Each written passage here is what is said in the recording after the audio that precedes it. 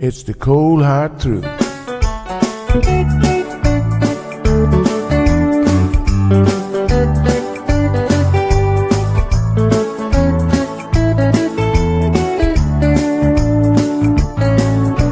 Everyone really want to know what's going on with her show. Just get on the air and you will know it's Sandra. The queen of the mile road is here, helping people from everywhere. Get on the phone and you will hear Sandra. Now she will tell you how it goes, but don't you ever step on her toes, 'cause you will hear the cold hard truth from Sandra. They say she's the hero in town, helping people from all around. You get a call, your money is found, it's Sandra.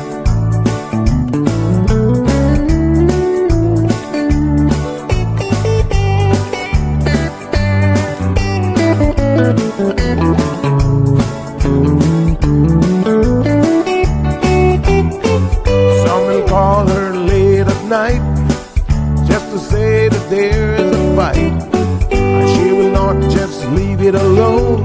She'll get up and call on the phone, and when politics starts on her show, everyone really wants to know the way the things will really go with Sandra.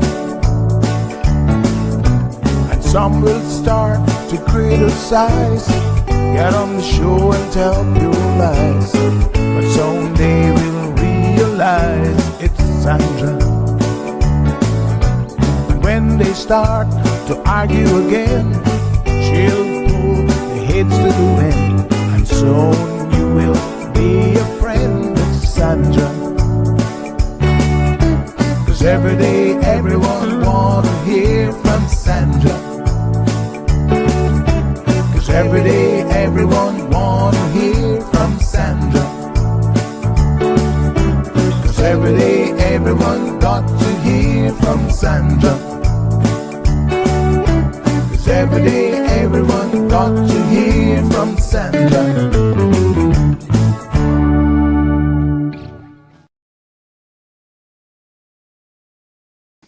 Good morning, good morning, good morning, beautiful people. Yes, I'm talking about you. How you doing, honey child? Everybody's good? Another gorgeous day in paradise. Wow. I had to chuckle a couple days ago when I saw in one of these I Love Cayman groups where the person said something to the effect of, like, they come here and they don't want to leave or something like that. And I was like, yeah, that's the problem. Nobody ever wants to leave. I legitimately had to chuckle to myself when I saw that comment, because I wondered if they recognized that, yeah, that's what we struggle with. People who don't want to leave. You come and you're like, oh, I'm so in love with this place. And I can't remember, Ozzy responded and said something to them. I can't remember exactly what it was now. And I kind of responded back and said, please tell them that their sentiments are not unique in any way. There's a lot of people who feel that way about our beautiful island. And all that does for me is it simply reiterates that we have something truly amazing here. And that, a lot of people want to be part of that. And as much as we would like all of you to come, there are limitations to what we can do. So, and it's not our job to make your life amazing. That would be your own country's job, wherever you're from. So I love diversity and inclusion. But when the boat or the pie is only so big, you got to be like, hey, honey child, we got to prioritize this pie. Yep. That's how it works.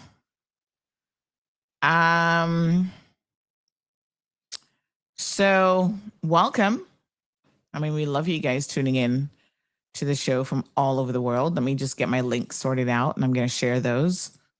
I'm telling you now, hold on one second. Just literally updating them as we speak. Hope that everyone had a blessed evening, good night's rest. After yesterday's show, I told you guys I really started to think about, I'm feeling this lack of sleep in my life.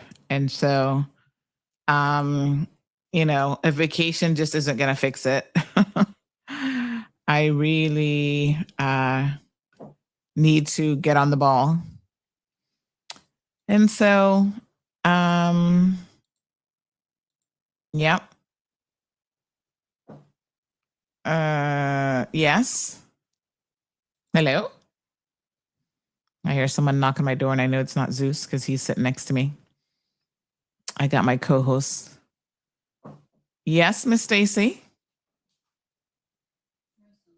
He's right here sitting down. Oh, he hasn't walked yet? He's right here. Oh, I thought he went for his walk already. He was very comfortable. He jumped up and was sitting right there. Okay, Zeus, come back when you're done. Zeus this morning is like, yeah. Okay, so yes, we've got some guests that are going to be joining us this morning. And then we're going to touch on a couple different things trending on social media. So I'm going to get to some of those here as well. And there is a farmers meeting this evening at 7 p.m. at the Pavilion, which is located at the agricultural compound there. And it is being hosted by the Agricultural Society. You're going to be able to meet with representatives from the Ministry of Agriculture Planning. So if you're a registered farmer, you have to be registered. Apparently, there are registered farmers in the Cayman Islands. So if you are a registered farmer, this announcement is for you. Please go out. I think it's been a long time coming that perhaps you guys have not had a meeting. So this is one that you definitely do not want to miss, especially since ministerial folks will be there. Okay, so we've been asked to share that update with you all. Hopefully you'll be able to attend. It's at 7 p.m. this evening. We posted on social media. So spread the word if you're in that farming community about this meeting this evening, because, it's for your benefit. So important information, opportunity, no doubt, for you to ask questions, et cetera, et cetera. So yeah, get out there and do your thing as farmers. It looks like it is shaping up to be a very fruitful mango season, if I may say so myself. You guys know I love me a mango, but only green turned mangoes and only the local ones. But based on what I see on my local tree, this is going to be the first season that I'm really I got to write this down. Mango season 2026. I can tell my grandchildren one day. I remember when Grandpa he planted me a mango tree, a local mango tree. And then in 2026, kiddos, I got my first proper batch of mangoes. OMG. I'm so excited. I love that little mango tree. It's actually still kind of small. I'm surprised it has so many buds on it. But the local mangoes are not really big. So those trees don't need to get particularly large. But I'm here for it because it has a lot of buds on it. I'm loving it. Oh, by the way, remember last week we were talking about those Hawaiian plantains that we had? We got a batch off of a little limb that we have on a regular plantain tree. And so I did have some, I think it was Monday night. Miss Stacy did some curry goat and some ribs, and then she did some asparagus and Brussels sprouts. Oh, I love the asparagus. I love asparagus. It's good.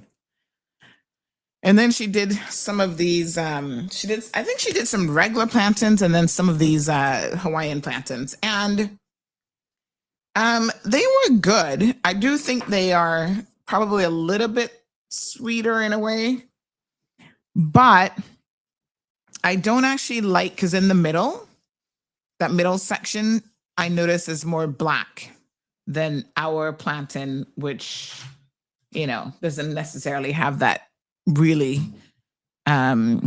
decisive middle section. So that was the only thing, because I don't really like that bit. So I had to cut it out of every single piece that I ate. So yeah. But other than that, I mean, yeah, it's good. I mean, it's a plantain, You can never go wrong with adding plantain to any meal, as far as I'm concerned. So I enjoyed it.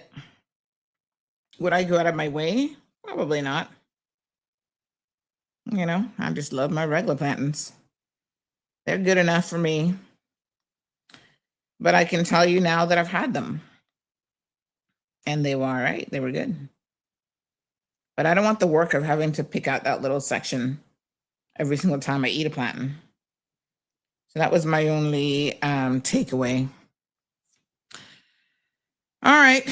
Good morning to our beautiful Miss Abby. Damaris and Wee Wee. Strong Wilt says, good morning, Auntie Sandy. Happy Wednesday. God bless the Cayman Islands and Jamaica and the rest of the world. He's got to bless everybody. There's lots going on around the world. Conflict. Poor Cuba. Oh my God. I feel like we need to have a segment here called The Things That They Didn't Tell You. After our guest today, I'm going to tell you about one of those things. And it does relate directly to the Cuban migrants in Cayman. So stay tuned for that. What a hot mess. There's two things I wanted to tell you about. One was the Cuban migrants, and the other one is escaping me at the moment. Oh, HSA. So just remind me in case I forget, because menopausal, premenopausal, I don't know what stage we're in these days. Brain kind of forgets certain things now. So remind me that I want to tell you two things that they didn't tell you. All right. And then we're gonna get it. Okay. Miss Josepha, I see you. Just waiting on your co-guest to join us, and then we can jump on in. Am I pronouncing your name correctly? Give me a thumbs up if that's right. If not, nope. She's like, no, that ain't it, girl. When you come on, you can tell me. I feel like if it's a Spanish name, it should be like Josefa. That's it. Yeah. Okay. I got you. Once you tell me it's Spanish and you're not trying to pronounce it like a Caymanian, then we good. I get it. Oh my goodness. Good morning to Patricia Blake. She is here with us. Marshall is also here. Thank you. Cassandra, I see you. I'm coming. Is that a window behind you, out of curiosity? I need you to either close the blinds so I don't see any light coming in, or just position yourself over a little bit. There's several rules in podcasting and sort of videography, and one of the most important rules is never sit in front of a window or any light source behind you. Because it overpowers you, and we want to see your beautiful Caymanian face this morning. All right, I think both of our guests are here, so let's jump in. Hold on one second. I do believe I have some show notes here as well. Look at that. That's when you really organize. You send me show notes in advance. I absolutely love it. Just give me one quick second. I'm just going to open this up quickly, and then we're going to be on our way. And don't forget, folks, we are live on YouTube, Instagram, Facebook, Bobo 103.1 FM, CMRTV.com. Where else are we live? Oh my gosh, we're all over the place. All right. We're going to be discussing KFest 2026, but more specifically, the Red Sky at Night event, which has become an annual event. Gosh, I don't know how many years now, but I feel like I've been going forever. And it's an absolutely gorgeous and beautiful event. Let's welcome our two guests into the studio this morning. We have Cassandra Shea from CNCF joining us. Good morning, Cassandra. How are you? Hi, good morning. How are you? I'm good. How you doing? I'm doing fantastic. It's Wednesday. I'm feeling great. Yes, I love the glasses, by the way. Thank you. It's a look. It is. So CNCF remains very, very busy. Tell us what your position is at CNCF. So my name is Cassandra Shea. I'm head of theater and festivals over at the Cultural Foundation. Right now, we are in the midst of KFest. You know, KFest started on March 6th with the National Dance Theater Company coming down and doing an opening show. We had KFest on film last weekend at Cayman Bay Cinemas, and it was a curatorial kind of screening of our local films and filmmakers. It was amazing.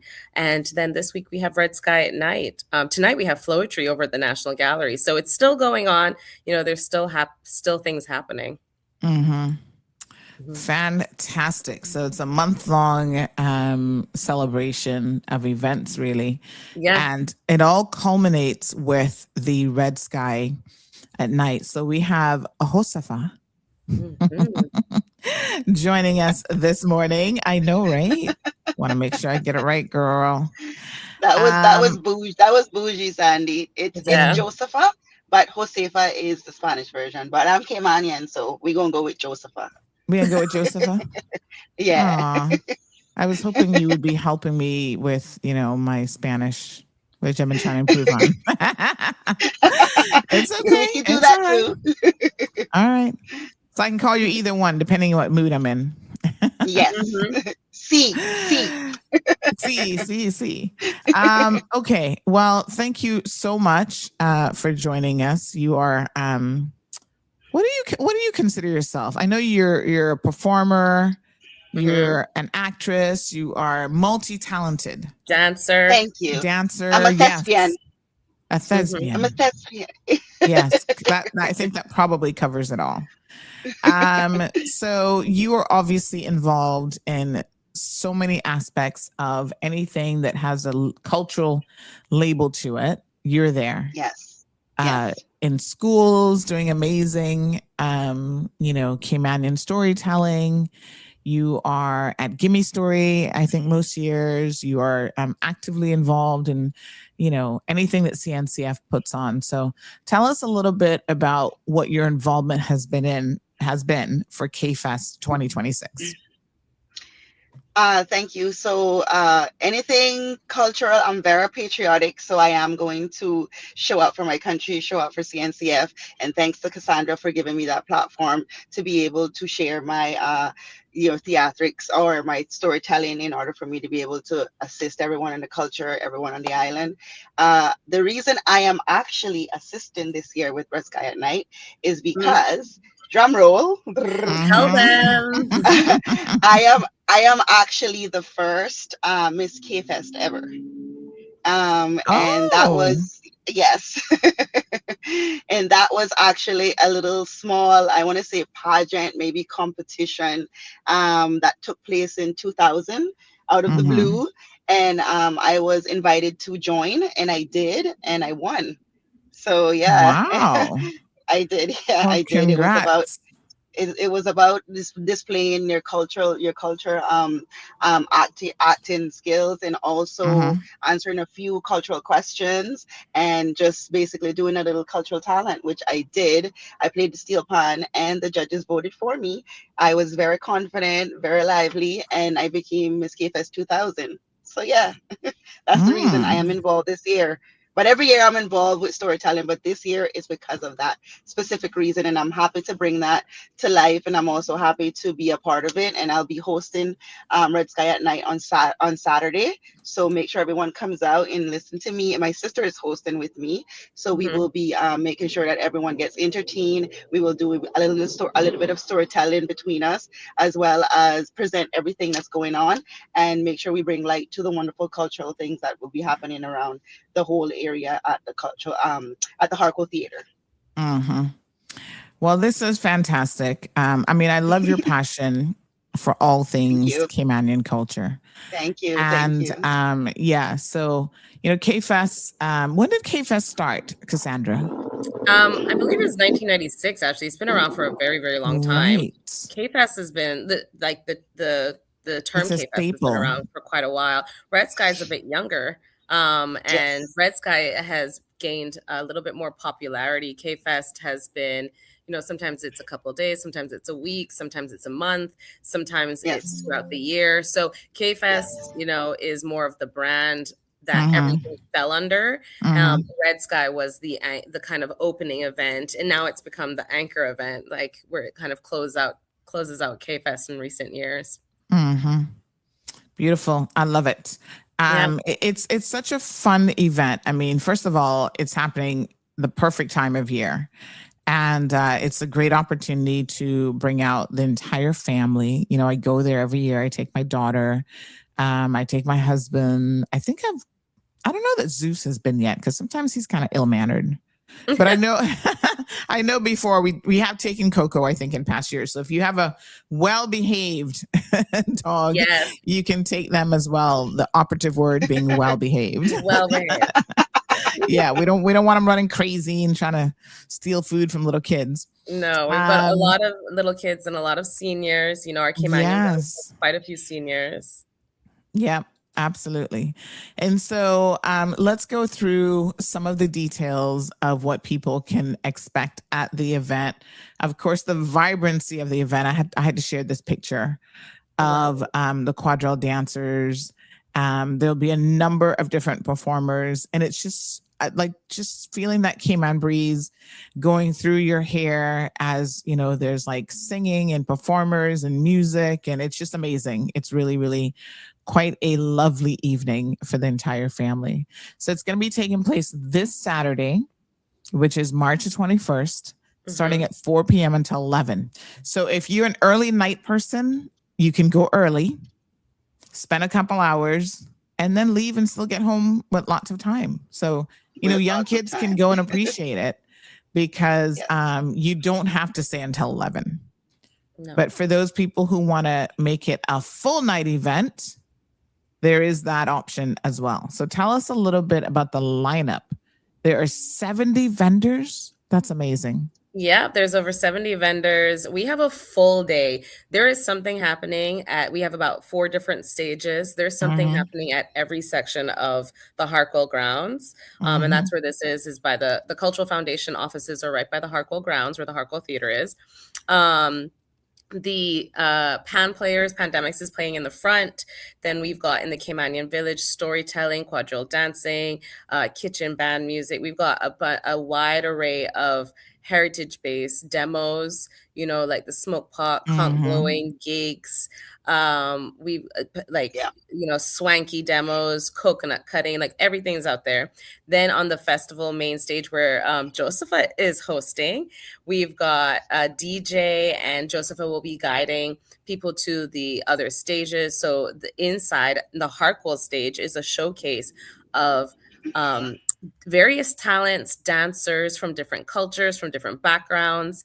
And then in the studio theater, because historically in the recent years, we haven't used the studio theater, but we're reactivating the studio theater, which is the smaller kind of black box. And I quote black box because it's not necessarily a box, but the smaller black box theater space in the back of the main Harkwell Theater. And that's going to actually host a group of improvised theater performers that are flying in to teach improv theater. So everyone should come because it's a ton of fun.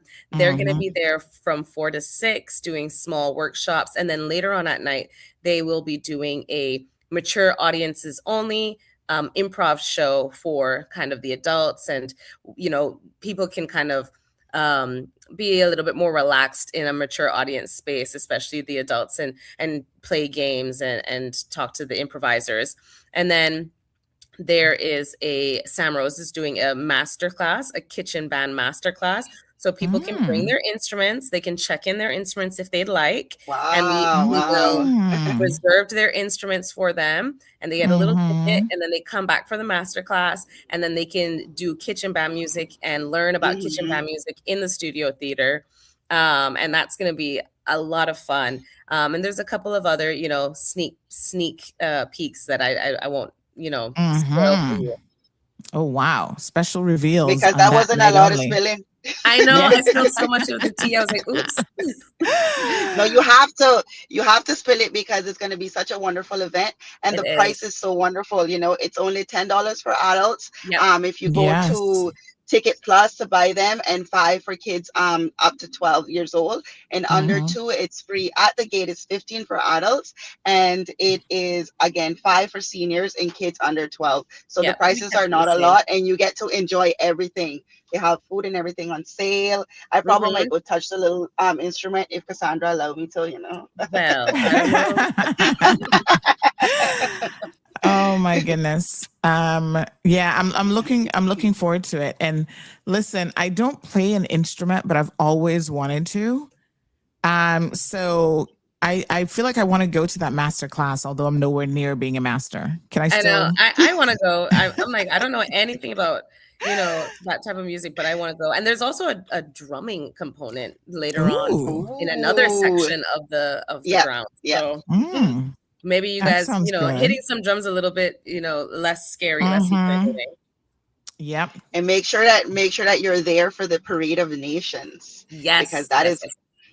What time is that going to what time is that anticipated to take place? The schedule will be will roll out in the next couple of days. So we haven't confirmed specifically that time, but it will be Joseph that will be hosting that Parade of Nations. Okay.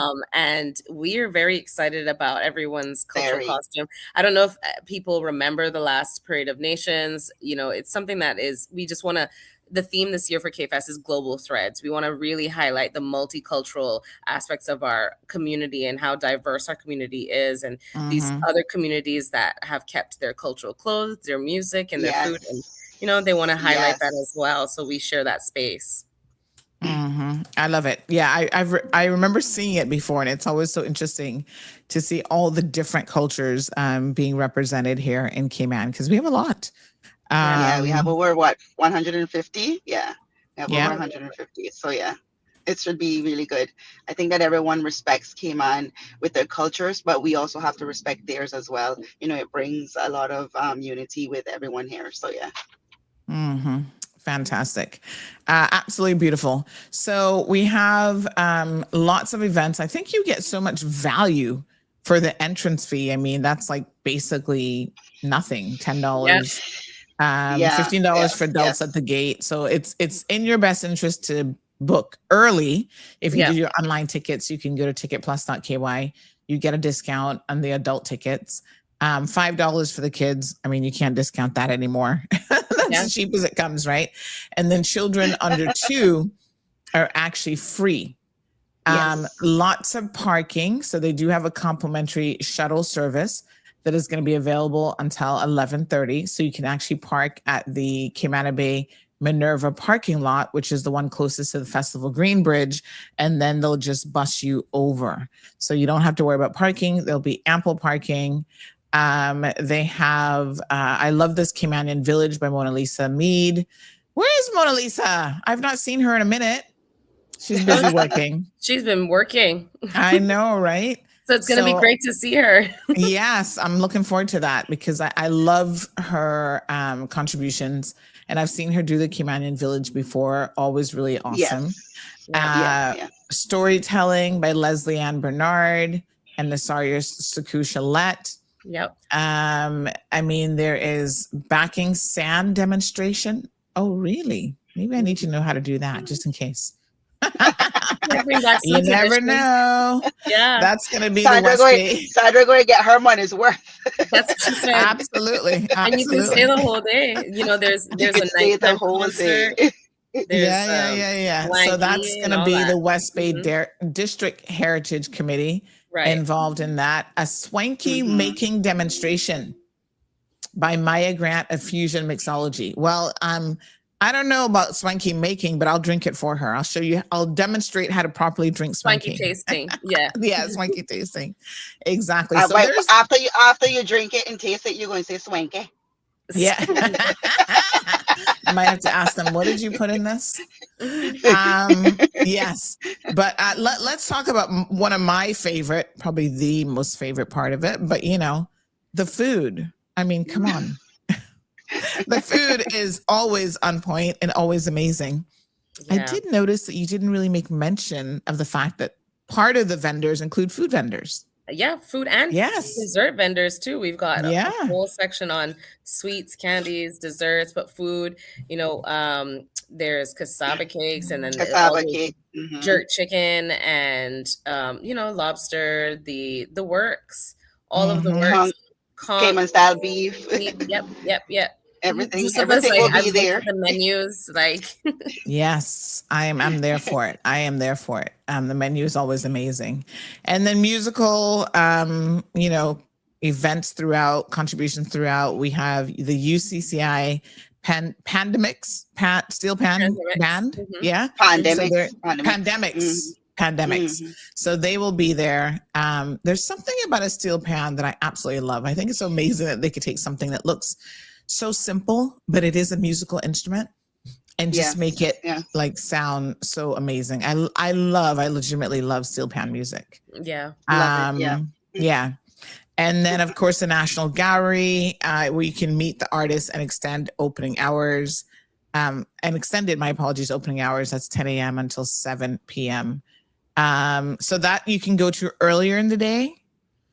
Yeah, the gallery is usually open on the weekends. They've been kind enough to extend their hours so that when we have our festival, it's included in the gate fee. So when someone goes into the festival, they can just walk on over to the National Gallery. There is a artist talk. Randy Chalette has an exhibition currently. It is an amazing exhibition that is beautifully crafted and curated by Carrie Ann Chisholm.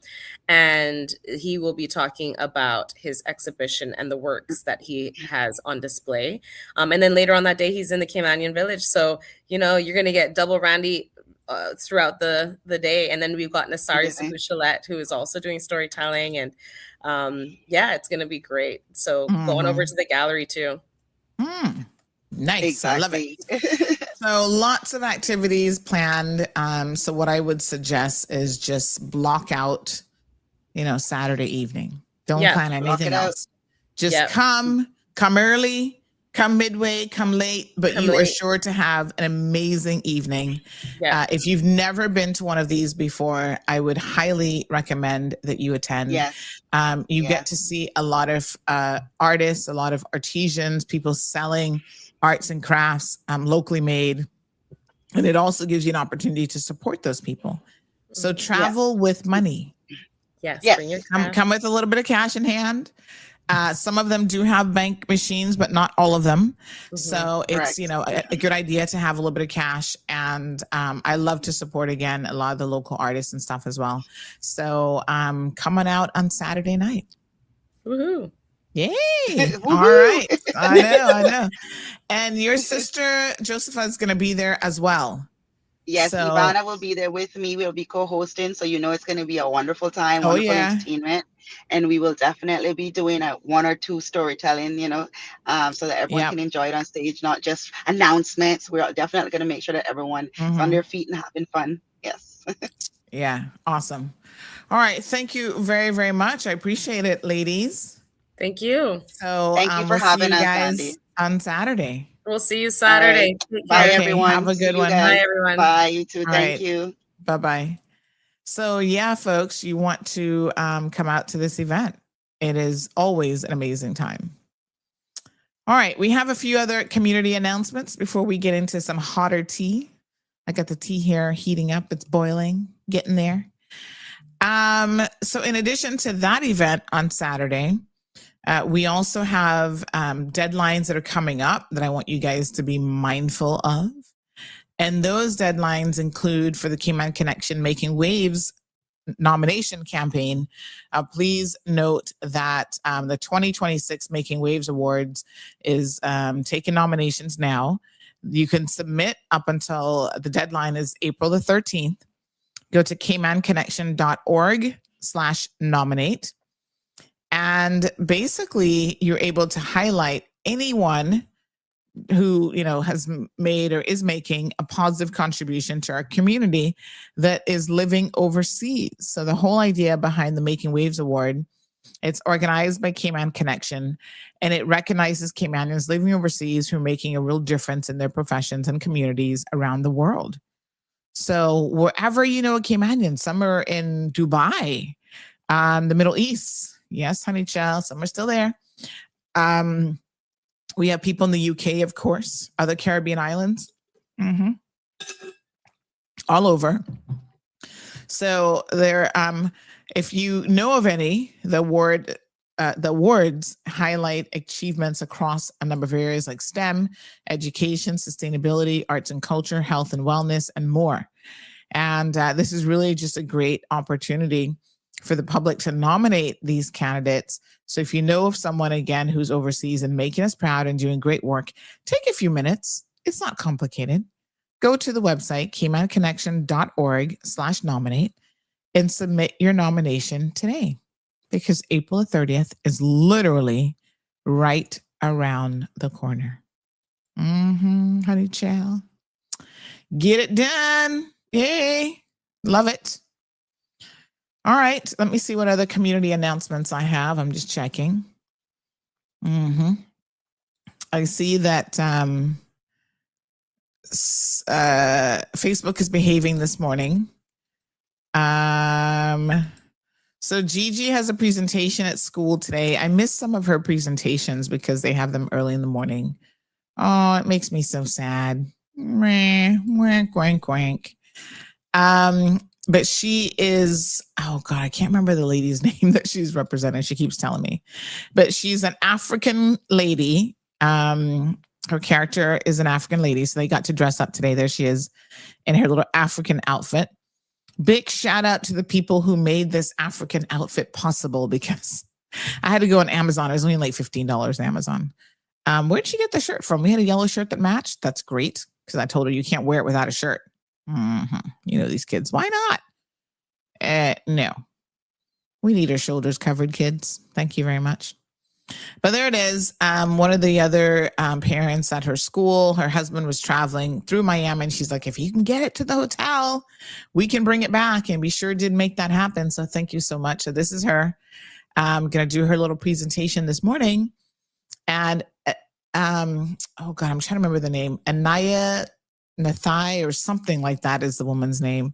But basically, she's a lady in Africa who was put in jail and persecuted for wanting to help the environment, planting a lot of trees. And she planted like thousands of trees to try to rejuvenate Africa and rejuvenate the environment. So Gigi knows all about her character, and she's going to be there talking about her this morning and her contributions as an African to, just preserving our environment. And of course, this is a story all over the world where people who often stand up for the right things, such as the environment, get a bad name, and they sometimes get thrown in jail.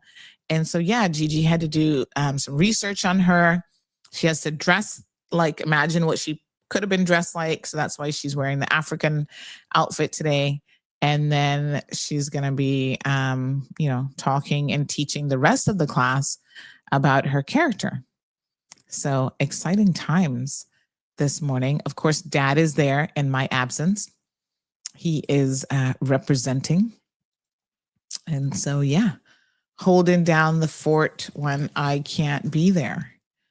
So this is an amazing event, and I really want to thank all of the schools who do these sort of multicultural educational assignments for the kids so that they can learn about characters from different places in the world, and they get to dress up like them and talk about their contributions to making our global world so much better. So they do a lot of amazing things at Gigi's school. Like they just did a book swap donation. So she was able to go through her books and donate books that she no longer is reading. And then she can pick up other books that other kids have donated that she might be interested in reading as well. We always have a lot of books around here, Jill. So you know how that goes. World Book Day was Thursday, March the 5th. I'm assuming that Aniki knew that, and she probably covered that in her Books and Bush Tea show. And then they also had a wax museum exhibit for some of the older kids. So she's not in those grades yet. But today, they have on March 27th, which is the end of the month, they also have a book character dress up day as well. So yeah, these kids are doing a lot of exciting things. So they have what they call their PBL, which is project-based learning. That is what they are doing today. So yes, project-based learning where they dress up in costume based on who they're actually going to be talking about. So I think this is great to have kids get up in front of an audience of their peers and even adults and do a little presentation. And then you have an opportunity to ask them questions about their presentation, and it builds their confidence. And so I think that is really, really important. All right. So let me just see here now. Good morning, Miss Debbie Can Barantes. Buenos dias. Pura vida, Can says. Stephanie's in the house. Beautiful Stephanie. Thank you. Miss Wanda. Hello, Siobhan. Marshall is here, of course. Espinosa says, morning, Pooh. Is it Pooh or Poe? Morning, Poe? I feel like it's probably Poe. Morning, Poe. Robert is here. Hello, Olivia. Miss Sue says, good morning, Sandy. So sad for Cuba. That madman said he's going to take over Cuba on the news. Lord Jesus, I can't even laugh at this stuff because when he says it, y'all better pay attention because he normally means it. That's the crazy part. Yes, he did say it. And we know that when he says something, no matter how absolutely ridiculous it sounds, you do know that it's coming. It's kind of like he's testing the waters, but it's crazy. So, yeah, get ready for it. Is this my clip about him wanting to take over Cuba? Hold on. I'll be having the honor of taking Cuba. That'd be good. That's a big honor. Taking Cuba. Taking Cuba in some form, yeah. Taking Cuba. I mean, whether I free it, take it, I think I could do anything I want with it. You want to know the truth? They're a very weakened nation. Wow. I can do. Did you ever think you'd be living in an era where an American president would say something like this at a press conference? I mean, it's one thing if they're saying it behind closed doors and they're trying to fool us. But this man comes right out and says, I'll take it. I can do anything I want with it. What are y'all going to do? Because that is the cult of MAGA. I can do anything I want. I can rape people. I can pull people by their privates. I can do whatever I want.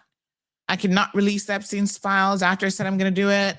I can tell you guys the election was stolen. I can do anything I want. And you guys are going to just sit there and allow me to do it. Listen to that again, because I think some of y'all missed it. I do believe I'll be having the honor of. First of all, it's not lost on me that the guy can't even get the sentence out because, we already know he's suffering from dementia, but here we go. I do believe I'll be having the honor of taking Cuba. That'd be good. That's a big honor. Taking Cuba. Taking Cuba in some form, yeah.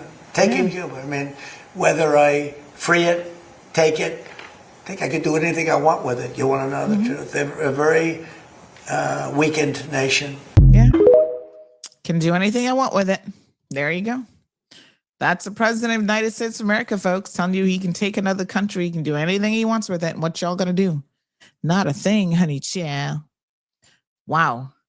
It's got to be getting more and more challenging for his MAGA folks to defend his foolishness. We saw yesterday that the head of the counterterrorism division there resigned, and this is a big deal for people who are looking at how politically this is playing out. This is considered a very, very big deal. And so I know, a lot of people are not paying attention, but this is so big of a deal that even Sky News covered something on it this morning. Let me see if I have that video handy, because what they have really come to determine is that this guy who is, there's like MAGA, and then there is like mega MAGA, right? And so this guy, unlike the rest of you who are just sitting here defending this man, and you're not really on the inside, this guy's like mega MAGA. And so for him to resign and to say, nope, we've gone off course here, I think is very, very telling. And I'm going to share this video from Sky News and their analysis of it, because let's just say that the fall of MAGA is imminent. And there's a lot of us who are sitting down going, wow, Joe Kent has resigned as the director of the National Counterterrorism Unit. Pretty wild. Have a listen to what the Sky News commentator had to say about this. Is a bombshell resignation letter. It appears to undermine Trump's central case for war, and the president's not happy. I always thought he was weak on security. The letter adds weight to the British and European reluctance to get involved, but it is a letter that demands context too, because of who wrote it. First, the key sentence. 8 words: Iran posed no imminent threat to our nation. So who wrote the letter? Well, Joe Kent is, or was, the director of the National Counter-Terrorism Center, a key US government department. He was appointed by President Trump last year. A former soldier, he served in Afghanistan and Iraq, and was then a CIA operative. His first wife, also a soldier, was killed in an ISIS bombing in Syria in 2019. Now, politically, Kent is the personification of Trump's core America First platform. He's mega MAGA. He's against American intervention overseas. He's against the US support for Ukraine. His time in the military and personal tragedy formed his views on forever wars. He's also been tied to white supremacist groups. His appointment as director of the National Counterterrorism Center was controversial among critics of Trump, of course. So that's the context. And those same Trump critics now find themselves aligned with him over the Iran war. So let's get into the key parts of the letter. First, this. He wrote, in June of 2025, Trump understood that the wars in the Middle East were a trap that robbed America of the precious lives of our patriots. Then he claimed Trump was drawn into Iran by Israel. Early in this administration, high-ranking Israeli officials and influential members of the American media deployed a misinformation campaign that wholly undermined your America First platform and sowed pro-war sentiments to encourage a war with Iran. Then this. This echo chamber was used to deceive you into believing that Iran posed an imminent threat to the United States. And he said his first wife was killed in a war manufactured by Israel. She was in fact killed by an ISIS bomb. He clearly holds skeptical views of Israel, to say the very least. But does all this context invalidate his key point that Iran posed no imminent threat? That's the story here. Was there a threat, and how imminent was it? You would have had a nuclear war in the Middle East and maybe beyond. I think it would have hit Europe. That was the president this week. The problem is there has been no evidence produced to back up that claim. One final thought to all this, bringing it back to President Trump. Joe Kent remember, was MAGA to his core with his views. And so I do think this letter should be an alarm bell for the president. The people who put him in the White House are uneasy, to say the least. What a hot mess. They're uneasy. Imagine how the rest of us feel. Yikes. More to come. All right. Let's talk about, Kathy says, if you notice, Trump has created chaos in the US and sparked chaos all over the globe. This is a plan so we can't focus or follow through on half of it to stop him. It is pretty wild. There are people who were, and I was looking at something this morning that I'll share. I think it might have a profane word in it, so we probably can't play it during the radio segment. But it is very, very interesting about the influence that the Russians have had over Trump. It dates back to the 1980s, apparently, like around 87, which the things that you learn, it's just really, really shocking. So, the Russians do a lot with controlling people behavior wise. Their covert operations are much more interesting than some of the overt stuff that happens around the world. And that's how they control markets and they control things politically. And they've got, spies like Epstein and others, although the common thought is that Epstein was most likely working for the Israelis, and that's why he was connected to so many people and trying to collect as much data on these individuals to be able to use it, when he could. So, it is very, very interesting. If your name is, what's the name? Javiona Uchiyamaka Daniel. Your purse was found at Cafe del Sol in Savannah. So Javiona, your purse is at Cafe del Sol in Savannah. So anybody knows Javiona Uchiyamaka Daniel, let her know that her purse has been found. All right. The things that you didn't know. Cuba. So listen to this story about Cuba. I haven't even posted this up yet because I was trying to get some additional information. However, listen to this.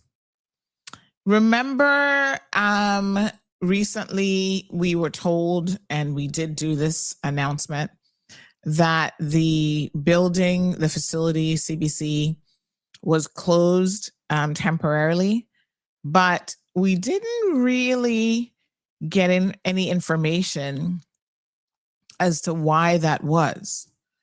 So apparently, the reason for CBC on Elgin Avenue being closed, that would have been last week now, was because the Cuban migrants that were housed there were throwing feces on the wall, and they had to have the building cleaned. And some of the staff passed out because of the smell of bleach and the feces, I'm sure. So what? Yeah, that is so disgusting. Look, I get it that you guys are having a absolutely miserable time in Cuba. I mean, we can't appreciate it. Like we talk about it from this existential position that we're in. I feel like we're fortunate to not have to ever hopefully experience anything like that. And so I do feel incredibly sad for them. And I think it's horrible what is happening in their country. However, when you get a chance to come out, can you act with some decency? I'm just saying.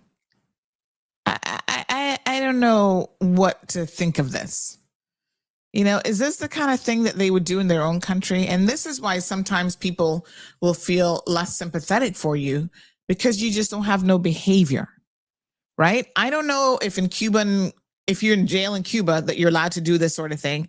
I kind of feel low key like the Castro and whatever his name is now. We still think of the Castro regime as being in power, but whatever his brother's name or whoever's in power now, I'm not so sure that they would tolerate this type of behavior from their own people.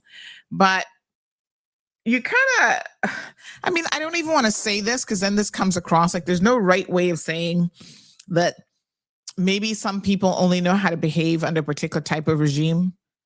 Like they're never going to have any behavior unless they're under a communist regime that stomps out every single ridiculous thing that they try to do.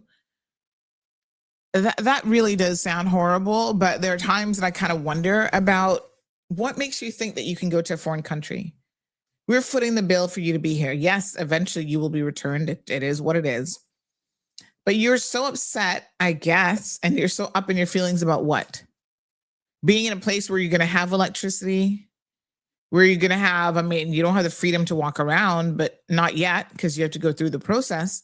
But why on earth would you think that it's a good idea to throw feces on the wall? Do you not have access to a proper toilet facility?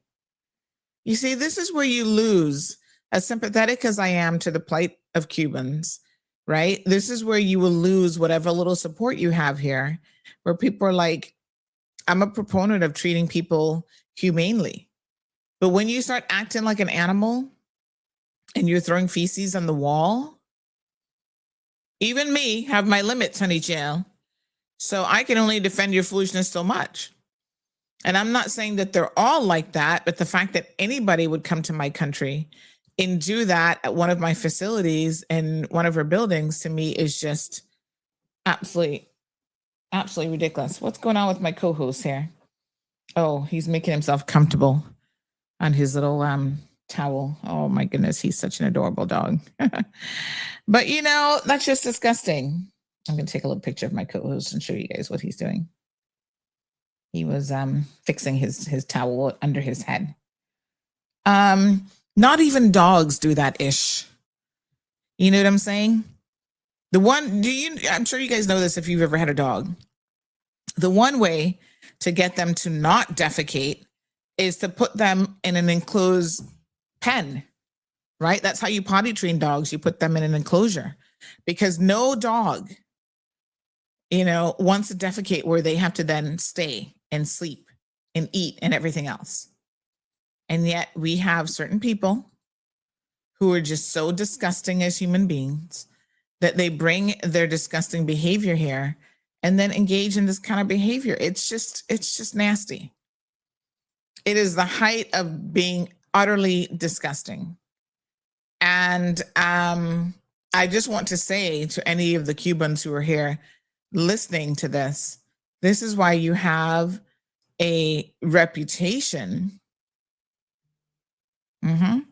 of not being the most hospitable when you go elsewhere. For example, way back, and I wasn't here back then, but I've heard the stories of when we had the mass migrations in was it the 90s, like the mid 90s or something? And they had, I think it was a couple thousand, there's a lot of Cubans that came here. I have my very good friend, Mary, bless her little heart. She has a scar on her ankle that she will carry to her grave because of these Cubans assaulting what at the time would have been immigration enforcement or immigration officers.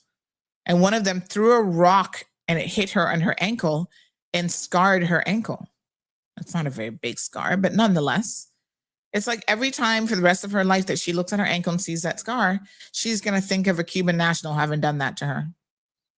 A woman who's not ever been assaulted by anybody else. Like, it's just ridiculous. And yes, you can make the argument that, it's only a handful of them, a few bad apples, but y'all bad apples need to stay your behind in Cuba because apparently the Cuban government knows how to handle you. The rest of us here and the rest of the world do not know how to handle you. Okay.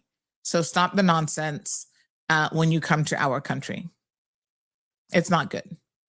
And I have heard reliably from many other sources over the years that even when we put them in a facility where, the government is paying for it, yes, it is overcrowded because, if they all come in at once, we might put 10, 15 in one house that was never meant for 10 or 15 people. But nonetheless, they tend to leave those facilities in deplorable condition. Like nobody wants to rent their houses anymore.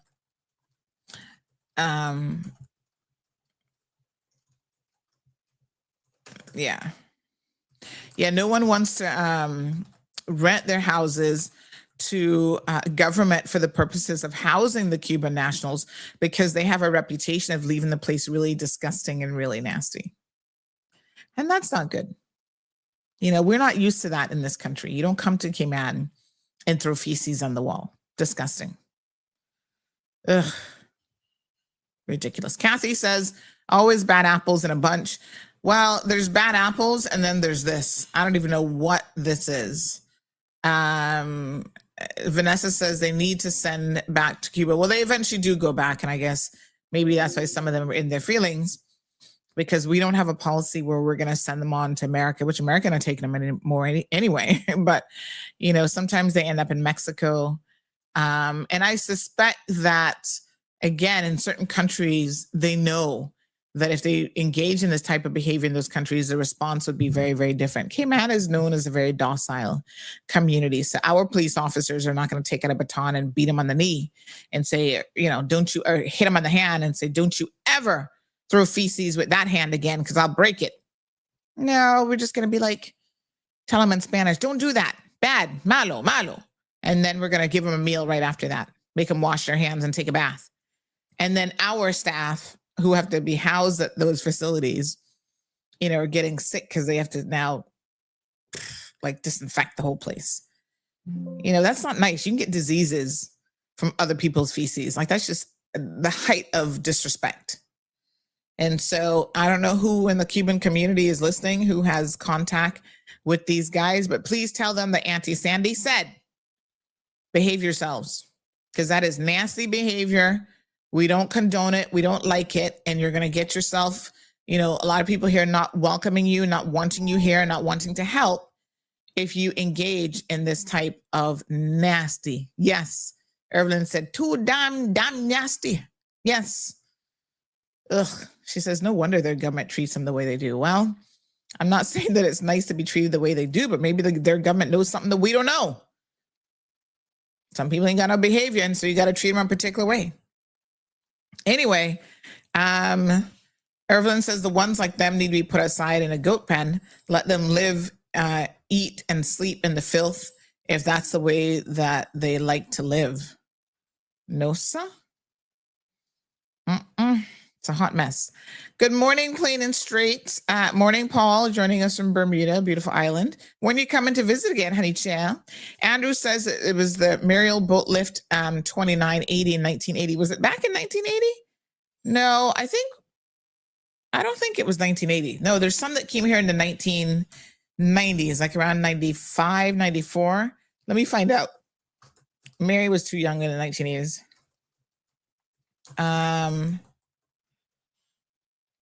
Let me just confirm. I'll get the dates, but I believe it was like the mid 90s. So maybe between 92, 94. Strong Will said Donald Trump will handle them. Trump, please. They'll be throwing feces at him and Mar-a-Lago. Plain and Straight says so many of the Cuban refugees have proven to be so ungrateful for what we do for them while they are here. It is sad. And like I said, you know, there is a sense of they really don't appreciate it. So, yeah, honey child. Plain and Straight says that the Cuban refugees do not have a good reputation in Honduras either. The majority of them are disrespectful and do not appreciate the help that they receive. It's not nice. I mean, listen, whether you're there because you really want to be there, or you're there trying to get somewhere else as in transit, you have to have some degree of like respect for people in their country and, you know, their property and stuff like that. So I was very, very disappointed to hear that that this was what had happened. Yeah. So that's one episode of the things that you don't know. The other one is, what did I tell you about? I said Cubans and, the HSA. Okay. So this one is in relation to, Zeus is trying to get comfortable. Oh, honey child, he knocked down the towel. He's like, I don't want that towel this morning. I'm trying to stay cool. Let me turn up the AC for my dog a little bit so he can be nice and comfortable. So the other one is the HSA. Apparently, the morgue is closed for renovations, finally. So if you have a loved one right now that passes away, let me just say that they can't stay on ice for long. So be prepared to hurry up and bury them, because the funeral homes, I think, are kind of acting as a morgue right now. We know for a while that the chiller, at least one of the chillers at the HSA for quite some time, in fact, has not been working. So I'm hoping now that whatever renovations they're undertaking is going to be working. But you know what this means? What it means is, and this is kind of an interesting point, even from a legal perspective, but if something happens to someone where they have to do an autopsy, they have to go, and correct me, because I know we've always got funeral home people listening to the program, but my understanding is they actually have to go to the funeral home to conduct the autopsy, which is kind of wild. Yeah. So interesting. But okay. I bet you didn't know that, though. You know, somebody says Trump knocked me off the air. Let me see what's going on. Did the connection drop? Oh, let me see here now. Let me message Sir Dave and see what we got going on. Not that Trump wouldn't try, but I'm pretty sure it has nothing to do with him. Maybe logic again. Let me see. Let me see if logic's down. Okay, so this person says that they believe the riot was in 1995. So going off of memory, they believe it was 1995. All right. I'm showing that I'm still connected, so I don't know what's going on. So I'll just message the station and see. All right. So what else was I going to tell? Yeah, so that was the other thing, is that the morgue is closed. I was in court last week, as you guys know, that this is all I'm hearing via radio. Okay, but I can't listen to that. Is it like conversations, a show? What are you hearing?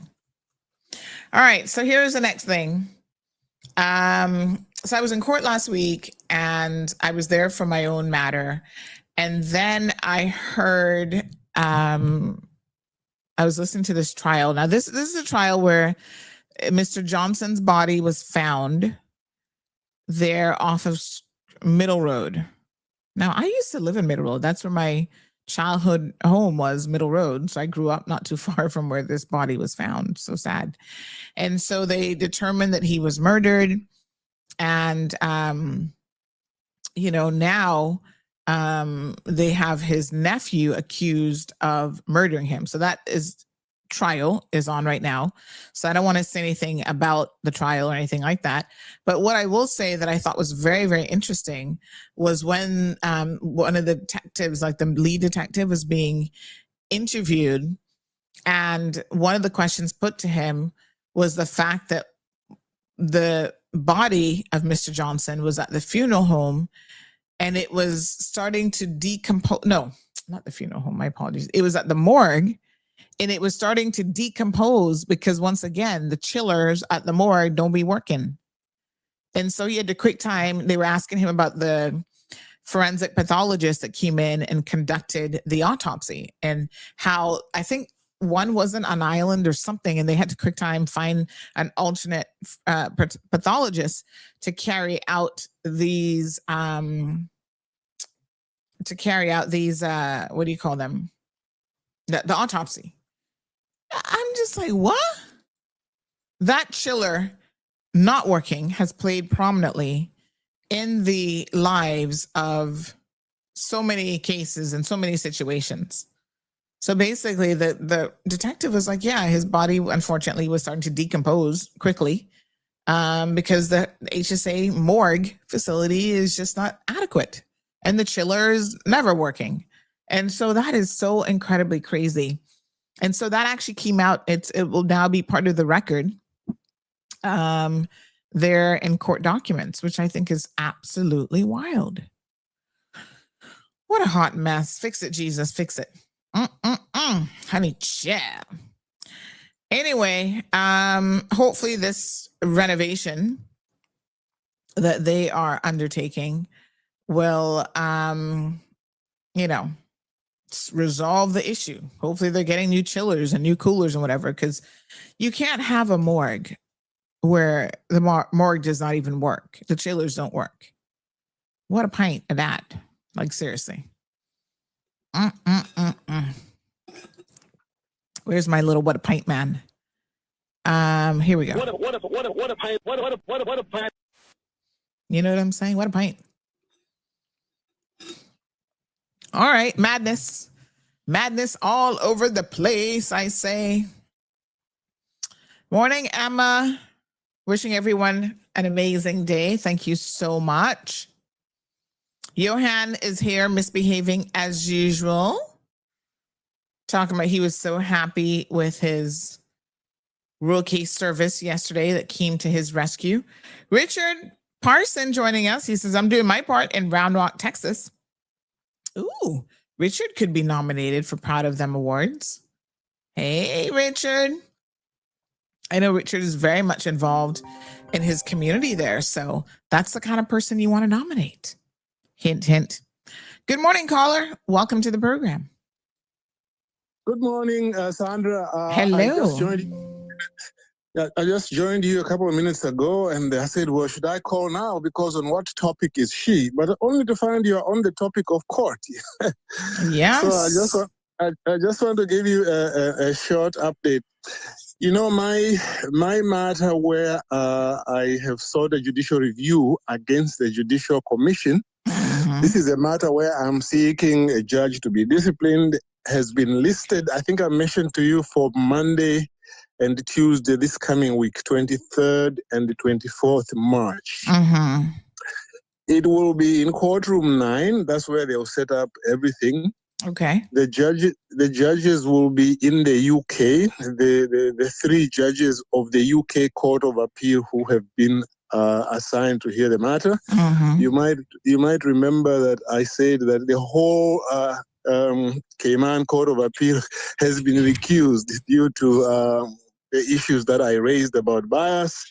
It starts at 8 o'clock in the morning. No, that's quite early.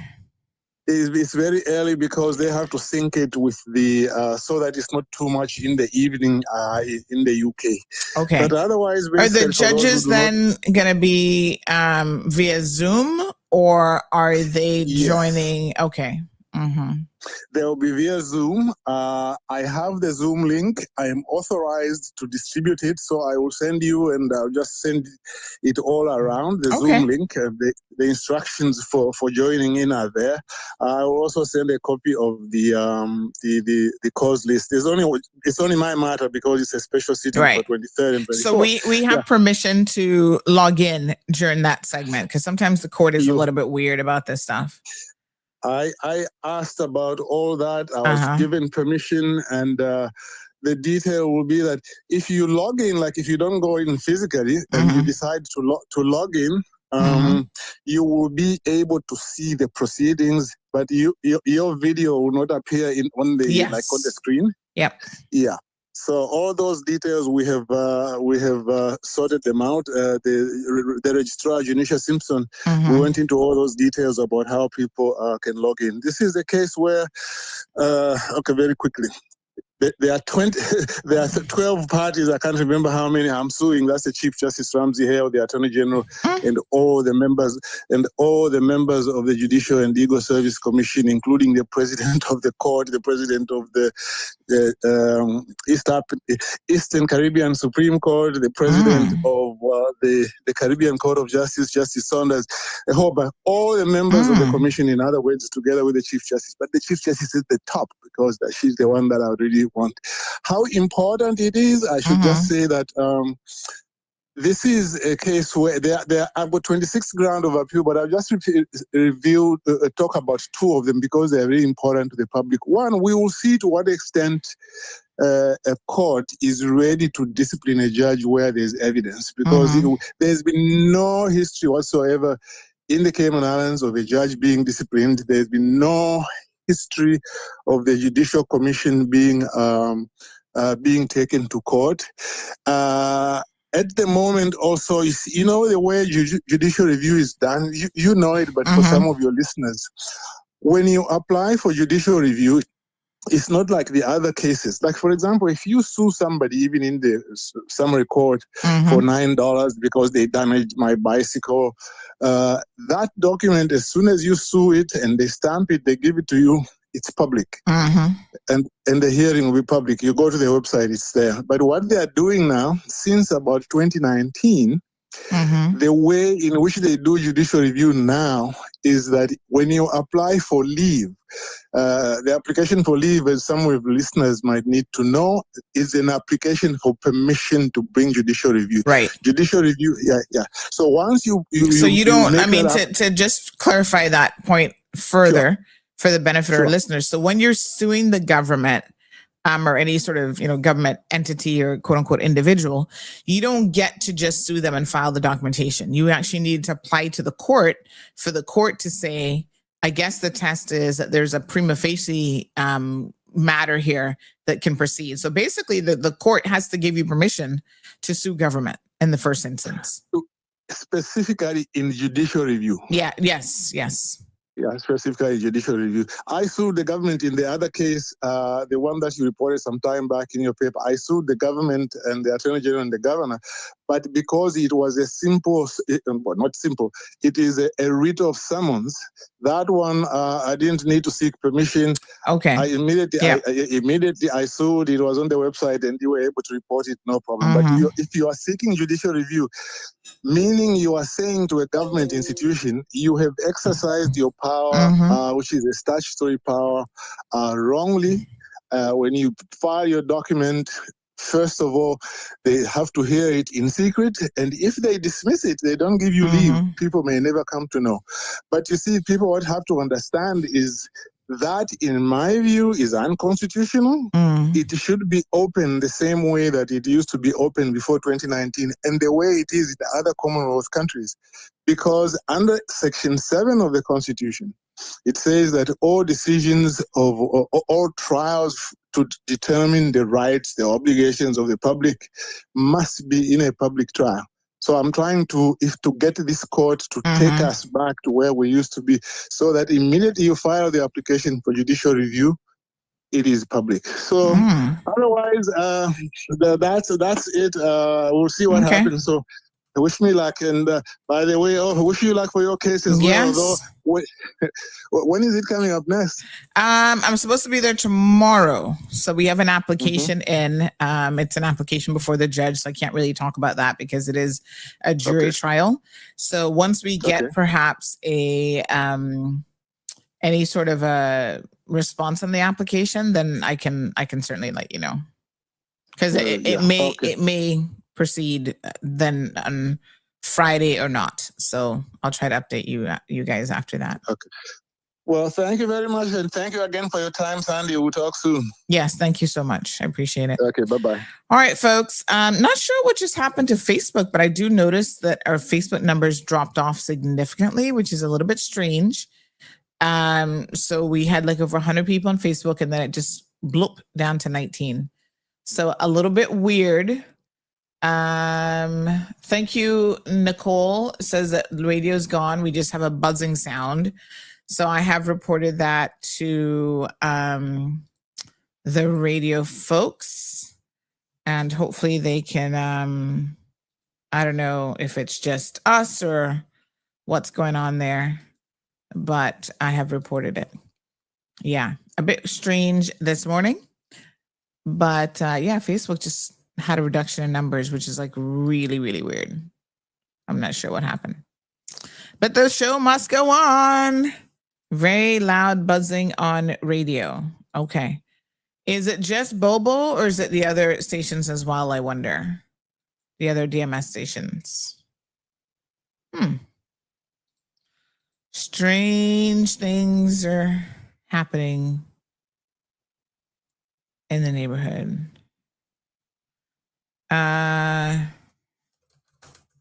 Okay.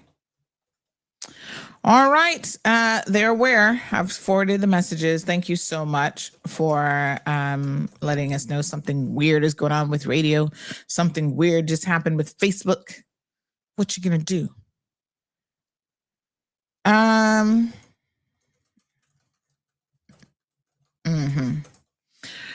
right. Let me see. Somebody said, nope, I'm in my car and I cannot hear.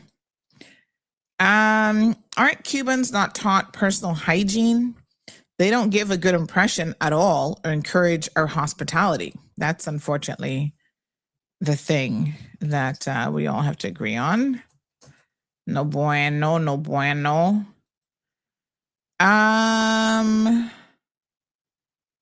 Okay, let me just see here. So the tent city, which is what I'm referring to when the Cubans were here and injured some Caymanians, that happened 1994 to 95. I do remember it was in the 90s. And in fact, I was thinking to myself, because I moved back home in 1996, and I remember this happening not long after I moved back. Oh, Kathy says for her, it says 117 on your end. See, this is so weird. I don't know. I don't know what's going on there. That's just bizarre. So strange. So on your phone, it's saying 137 people. On Facebook, it says 15.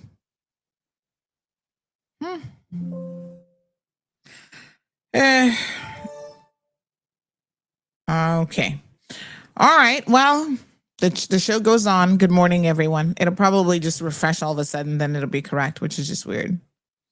CJ Cooper says Facebook is all good on my end. Let me just check. I'm going to check the Facebook feed on my phone and see what it's showing on my phone as well. But I believe you, Kathy.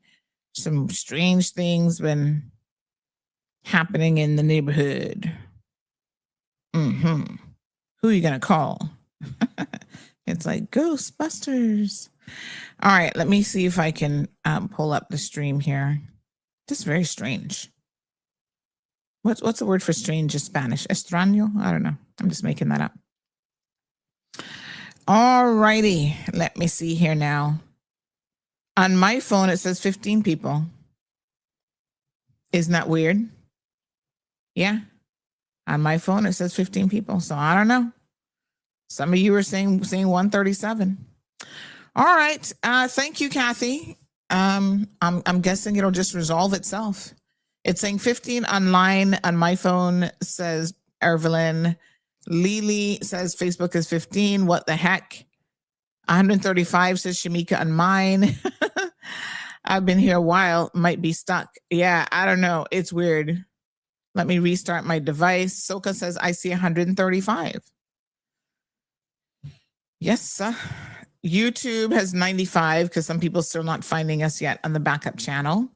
On the bottom, it says that the name for the backup channel is Cayman Mall Road, Cayman. Find it, and you'll be able to watch us on YouTube as well. Yeah, Facebook can be very, very strange at times. It's great when it works, but when it doesn't, it's like, hot mess. Hot mess express. Robert says, yep, says 15 in mine. Yeah, I told you, 16 now. Yep, I see 16 too on the computer. Oh, wow. Let's continue. Balika says when you apply for leave or permission, you actually do file the documents, but they put on the closed register and not the open register. Once leave is given, it is put on the open register. Interesting. So you're saying that you're fighting for when you apply, even before they make a decision on whether it should proceed, that it should be listed on the open register. I guess the reason their argument is going to be because they've not yet approved it to proceed. So, it's not yet supposed to be in the public domain. I don't know. It is an interesting, it is an interesting question for sure. Okay. All right, let's continue the conversation. So I don't know what's going on with Bobo. Hopefully they can get that sorted out for us as well. I'm not sure if I should reconnect or what it is. It's probably not even, it probably has nothing to do with me. I don't really know. But once they're back online. So Emma's seeing 135, Strong Wilt is seeing 135. That is just so weird. I'm still seeing 16. Huh. Oh, well. All right. So listen, let's talk about something else. I purposely haven't said anything about this because I was kind of wondering, like I was kind of waiting to see, take the pulse on this a little bit. But remember the whole Super Bowl flag carrying situation? This guy, Jimmy Whedon, he was actually brought to the Cayman Islands by private organizers, including Dean Ramon. And some of you have taken exception to the fact that we acknowledged him and brought him here. And I'm really feeling a way about this. And I'll tell you why. There's a couple of people who jumped on. I'm trying to see if I can find the video. One guy, I believe, works for the Compass. And so he is a Caymanian based on how he sounds for sure. So he got on here. Let me just see if I can download his video. And he had a lot to say about the situation. And I am a little bit disappointed, actually, that this has been brought into like this negative light, this negative report. Because let me be honest, when we first saw this guy carrying your flag, the immense degree of pride that we all showed in that moment, right? I understand we're back on radio, folks. Welcome back. We should be back now. Yeah, so we're back on.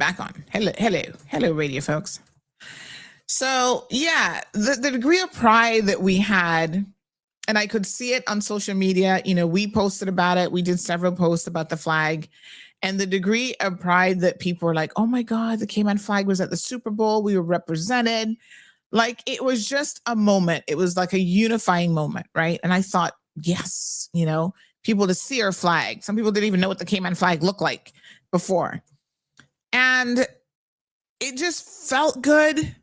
I think we were all like on the same page. Like, this was awesome to see the Cayman flag being represented, being carried. That post February the 9th that went up, we did, I think, one February the 8th with like the video. The next one, February the 9th, got a lot of amazing traction and feedback. So there were a lot of people trying to find out, well, who was carrying your flag? Of course, the next logical question is, who is this guy? What's he carrying our flag? What's he doing? Like, this is amazing. And so big shout out to Dean Ramon, because Dean took on what I think is a hell of an investigation. And he was able to track this guy down. Like, he had to call in like favors. You know what I'm saying? Like, oh, who do I know in the music industry in the US that knows Bad Bunny's team? And they could, you know, it took a lot, so much so that the Compass people were not able to find him. Right? They were trying to. I know for a fact that they were trying to locate this guy because they wanted to do it, and they were not able to find him. I think we're back on radio, right? Let me just double check the radio feed. So they were not able to find him, and so it was like this whole like, who's going to be the first to find him kind of thing, right? Let me just double check. Are we live on radio? He's been at various times. Ugh, now they're playing the BBC. Lord have mercy. All right, let's reconnect. I think I got kicked off there, but okay. So they were trying to find this guy. Everybody was on the hunt. And one of our own, Dean Ramon, was able to find him, which I think is absolutely amazing. You know, then the haters came. And yes, Richard said I was jumping up and down when I saw the flag, right? Anybody who saw that flag, even me. At first, I didn't see them. Ron's like, I think that's the Cayman flag. I was like, what? Oh my God, our flag is there. And he was in a prominent position. We got good airplay, even more prominent because we had a hunt for Jamaica's flag. Like, at one point I was like, was Jamaica there? Was their flag there? Because We heard him in the rundown of some of the countries. He mentioned Jamaica. He said Jamaica. So we heard him say Jamaica, but then I couldn't see the flags. At first I was like, he could never have said Jamaica and not have the flag. Like, come on. That wouldn't even make sense. So, I was on the hunt. Where's the Jamaican flag? But when I saw that Cayman flag so prominent, so beautiful, it was fresh, no frills. He carried it with pride. He didn't make it touch the ground. Yes, this was a paid gig, of course, but still, even some people who are paid are very lackluster. Y'all should know this when they're paid. And, I just felt like this guy did an amazing job. Everybody was paid the same, I'm sure, for carrying the flags. But I think he brought it, and we're happy. And so Dean went out of his way to try to find this guy. And now there's been controversy around this. I think that sometimes as Caymanians and just as human beings in general, we create controversy around things that there should really not be any controversy around. Like it's stupid. And I hate to use that word, but I'm going to use it this morning anyway.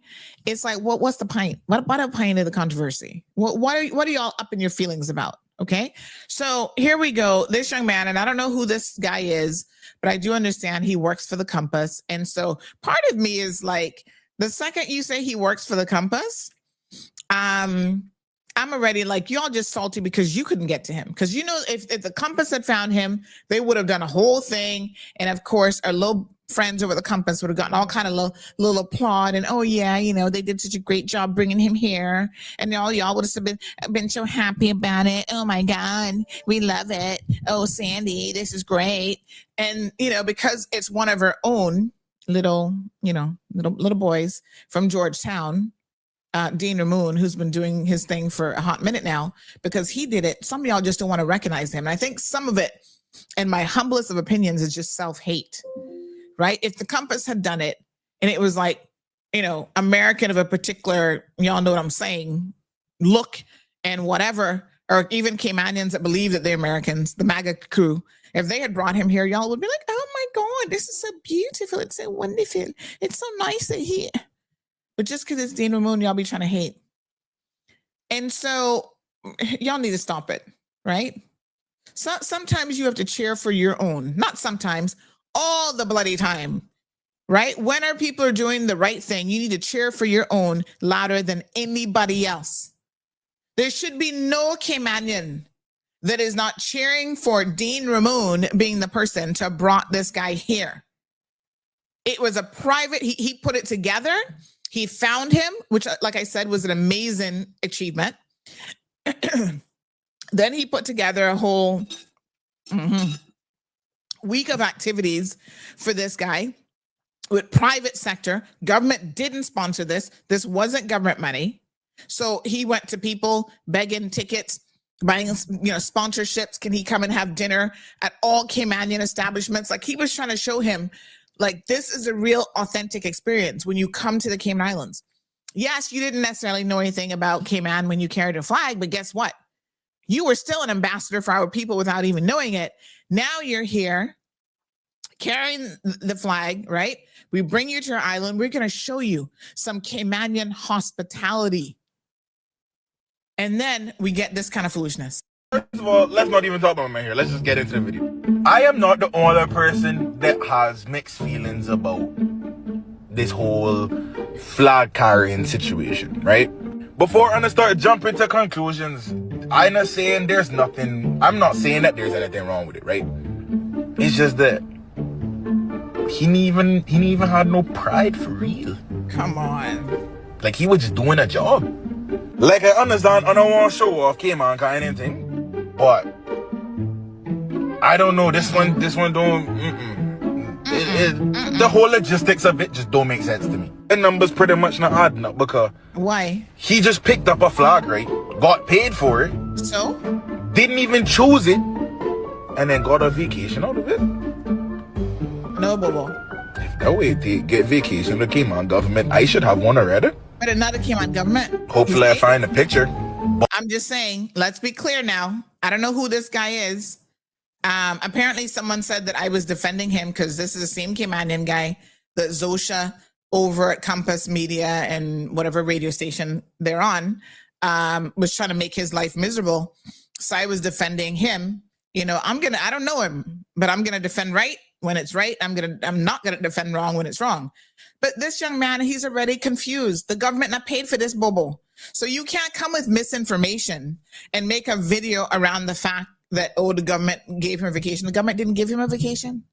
So if we start from that premise that what you're saying is incorrect, then the rest of it is like, what a pint? What is the blinkety blink pint of this video? Somebody just somebody just looking a little bit of tension. But let's continue to see if he ever makes any sense. But I played a sport. I was away for school, and I went up there. I knew that we were gonna win. I took my Cayman flag, had that in the people, them country brawling. Everybody's here looking at me like, what's this country? What's this country? It's my country, cause I bust on her, you know. But even more so, again, he not had no pride. He not choose the flag. I think my discourse is he not choose his flag, and he just picked it up. So? Because it was there. Like, bro, we was the last option, and you got a vacation out of this cousin. What? All right, cool. If showcase Cayman outside the Cayman is what it takes, say nothing. Me next. No, Bobo. What? Who he be? Where in the Georgetown is he from? He probably one of them cousins from down in the East Town. He looked like he had Matt Field for Drew.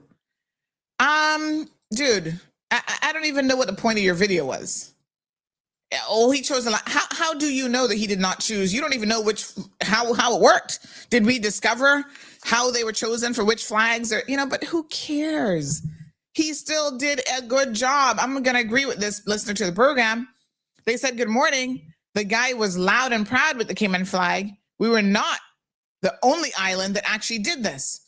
And I think some of the other islands that did it, it was actually their government that located and found the individual, right? And treated them to something. I mean, I think some of y'all just live in a world where the signal gone. What is happening? I'm listening to the radio. Gone again? Oh, Lord, something going on today. No, sir.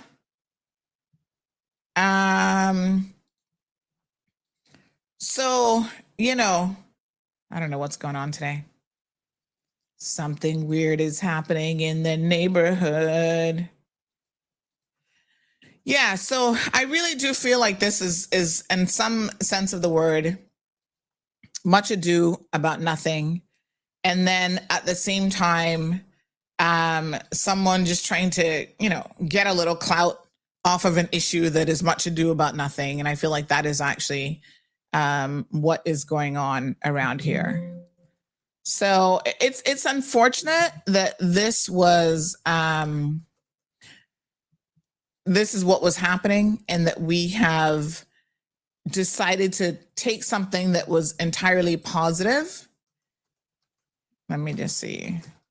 And try to make something negative out of it. And that is where I feel like, that's what's happening here. It is really, really, let me see if I can let me try the web login option instead. Hold on one second. I'm just trying to get radio back online here. So yeah, it was getting so ridiculous and so bad that people were actually reaching out to Dane's son, his teenage son, having negative things to say. And you know what? I can't even begin to tell you guys how upset that makes me and how I feel about that, because children have no part in this, right?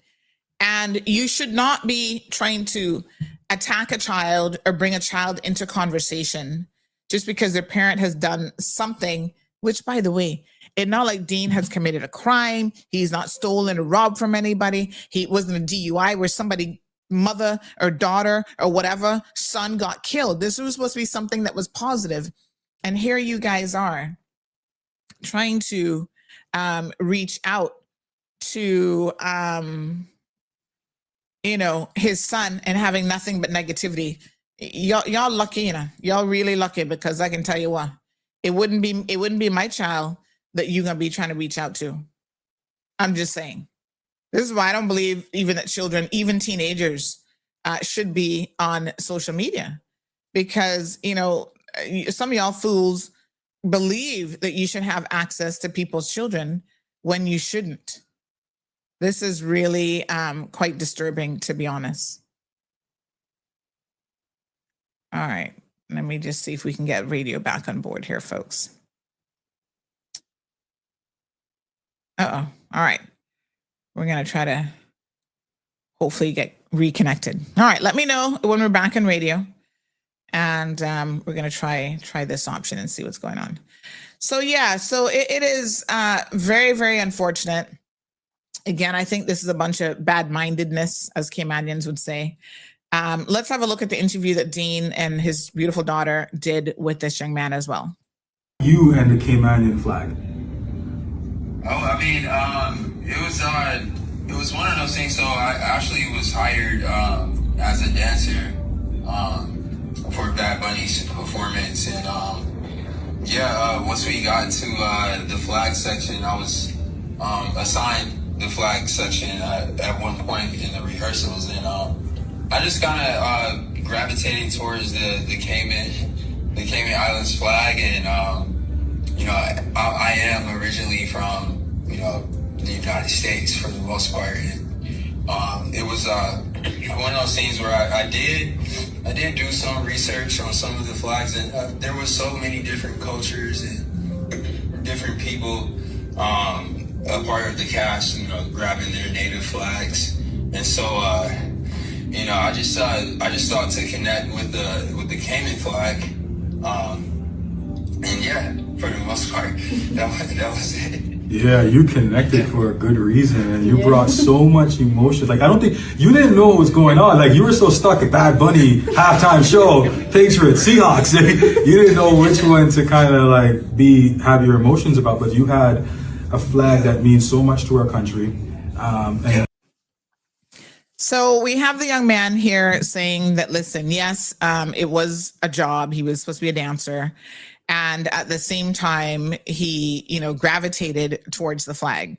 Our flag is beautiful. As you can see it behind me, we carry it with pride wherever we go.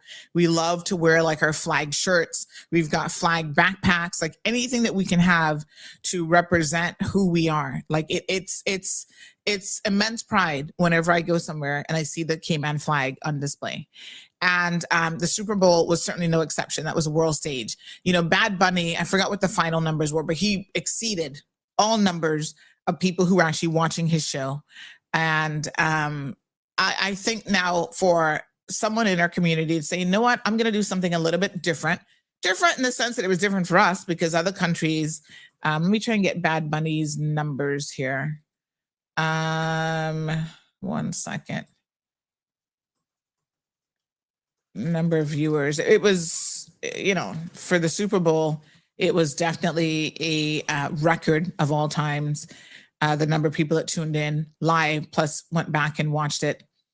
So it says that the 2026 Super Bowl halftime show averaged about 128.2 million live viewers in the USA. And the performance has been credited with about 4.2. I'm going to round that up. It's 4.157, but 4.2 billion total views worldwide across TV and digital within just the first 24 hours alone. That is a world record. There is no two ways about that digital record being absolutely amazing, right? In the top 4 for halftime shows, but world record wise, number 1 for digital views. So this is a big deal. It's a big deal to have our flag, represented and carried. If it was a job, he still did his job well. Because I'm telling y'all, some of y'all don't do your job well.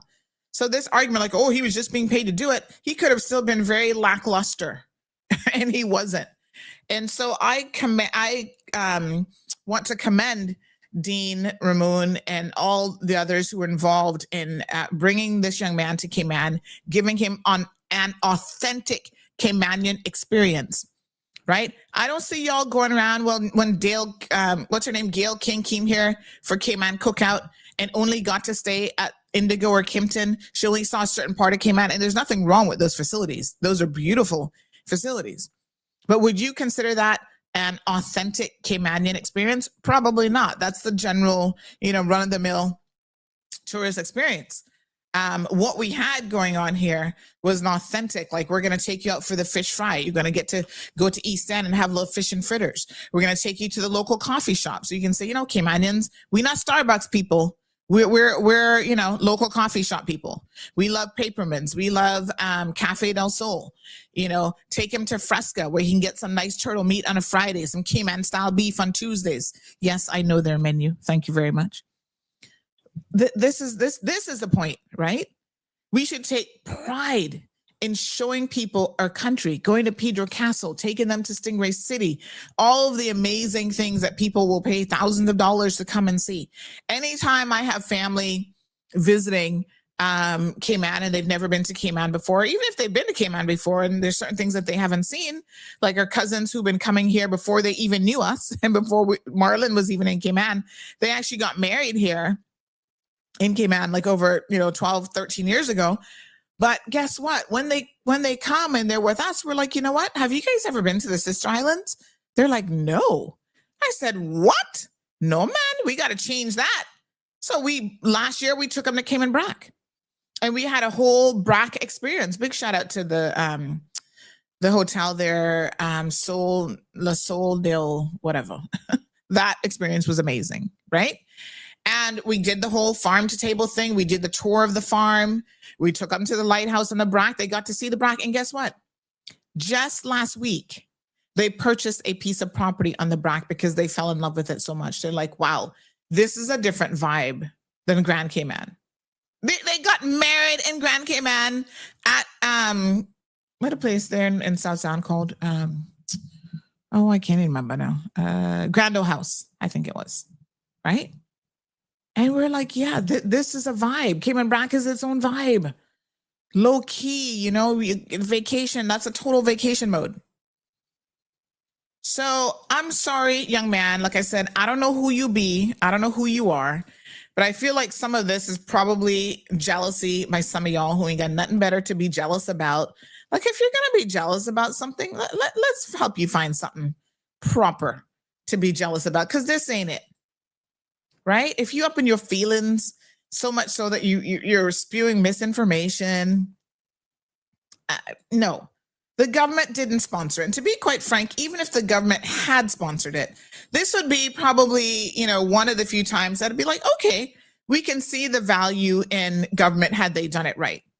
I'm low-key kind of disappointed that tourism, my understanding is by the time they decided to respond, the guy was literally leaving the island. They could have done a better job in this instance. But no, we want the Asian wedding crew to come and we're going to pay money for that type of thing. They're not carrying our flag nowhere. They're not representing our flag. But that's the type of marketing, once again, because we have North Americans advising how to get marketing and how to get Americans to visit. Oh, this is the target audience. This is who you want representing. Sometimes y'all miss the mark. Right? So I'm just saying, I don't have any issues with this. I support what Dean did. Here's another commentator listening this morning. Says, well, he just confirmed that he didn't just pick up a flag. Haters gonna hate. Dummy dumbs. Hats off to Dean. D-A-N-E, by the way. Thank you. So yeah, some of y'all need to do better. All right, good to say, are those Facebook numbers gone right back up to 146 now. I think it's just a Facebook glitch sometimes. We probably still had 100-something people watching, but it was showing a very different number. What a hot mess. Morning, Miss Marjorie. El Ray says, what percentage of the world recognize the Cayman flag or even heard of Cayman? Did this guy choose our flag randomly or on purpose, or was it chosen for him? So I think we've answered those questions. And I think now the whole point is, regardless of what percentage of the world recognized it or even heard of Cayman, we, as Caymanians, recognize their own flags. We saw and had a moment of collective pride. Like, I could literally hear right? I was in my living room, and when we recognized that flag, I could hear all of Cayman, all the bars in Cayman, wherever you guys are watching the Super Bowl, all y'all got up in a collective, oh my God, there's a Cayman flag! You know how I know? Because my blinkety-blink phone started to blow the hell up. As soon as y'all saw, oh my God, did you just see that? That was the Cayman flag. Oh my God. Da-da-da-da. My phone went. Blah, blah, blah, blah, blah. So I know that there was a collective amongst their own. I don't give a cahoots what the rest of the world, quite frankly, is feeling or doing. I know that in that moment, right, we felt pride. We were happy. And so why not extend a little something to the guy who was, carrying that flag for us? Big shout out to him, Bobo. He did a good job. KY Forever says our flag was in the front and Jamaicans was salty. I mean, his position was good. I loved it. More than once we saw the camera pan towards our flag. Abby says crabs in a bucket. It's so sad. Really and truly. KY says Jamaicans shouldn't be salty because their flag was at the Cardi B tour. Yes, sir. El Ray says people saw the flag bearer as someone who got a prize for just participating. Some of y'all not even participating and you still getting a prize. So do I need to really address that? But my point is, El Ray, even from a marketing perspective, this is what people do, right? They capitalize on the fact that, yes, we as Caymanian saw this. Now he's able to, on his own social media platform, talk about the Cayman Islands, share like, wow, yes, I was carrying this flag, which I was paid to do. I thought it was a beautiful flag, but honestly, I didn't know a lot about the Cayman Islands, but now I know. And now he can tell his friends about it. There's like literally nothing wrong. Like, I think this is where you're trying to make a mountain out of a molehill, as those old people would say. And y'all just gone off of, you've just gone off the rails. KY says, I love Dean. He did it with good intentions. I agree. Gabby says, I've seen the discourse online from Caymanians about him getting the free trip to come here. And it's giving bitter with a hint of jealousy and a pinch of hater. Gabby, I love that. Hello. Y'all like the, what was the name of the guy? The guy who would like do the little sprinkle thing where he's like throwing some salt. Y'all are so ridiculous. Right? I agree. Gabby is like, listen, they're throwing haterade, bitterade, and jealousrade all in the same. There you go. Like, get it together, y'all. And not for nothing, but some of y'all don't have energy to talk about the really important issues in this country, but y'all gonna be up in your feelings about the friggin', bringing a flag out here. Wow. KY says he did carry the flag and he did choose the Caymanian flag, WTF. Irvlin says a bad mind was a person. And you know what I'm saying? The thing about it is, like I said, I don't know who this young man is. And I'm not really trying to throw too much shade at him because God knows if he survived Zosha coming at him, poor ting, he probably damaged goods anyway. However, by the way, you notice that she's no longer on Compass TV. Hallelujah and praise the Lord. But anyway, let me just say this, right? This young man, I'm like, Bobo, you and Dean probably family. Y'all probably come from the same part of Georgetown. And if Dean was a expat worker in this country and had done the exact same thing, or if he was part of the whole Compass situation, right? Compass team, you wouldn't have made no video and you would have had nothing to say. That's my take on this. And that kind of low key, but not low key, that's kind of hurtful. That kind of hurtful. That is just, and I'm feeling you, right? So I don't know what your name is, but somebody tell me his name or pass the message on to let him know that Auntie don't kind of like this vibe. Now he seems a little bit salty because he mentioned how, I guess he was, I don't know what he was into. He played sports or something. I don't know what he did exactly. I never seen him before, but looked like he was doing some kind of event where he carried the flag. And this is where let me bring this back online, where he talks about, he was carrying it. And so, he not getting no acknowledgement. That's not no reason for you to be hitting on nobody.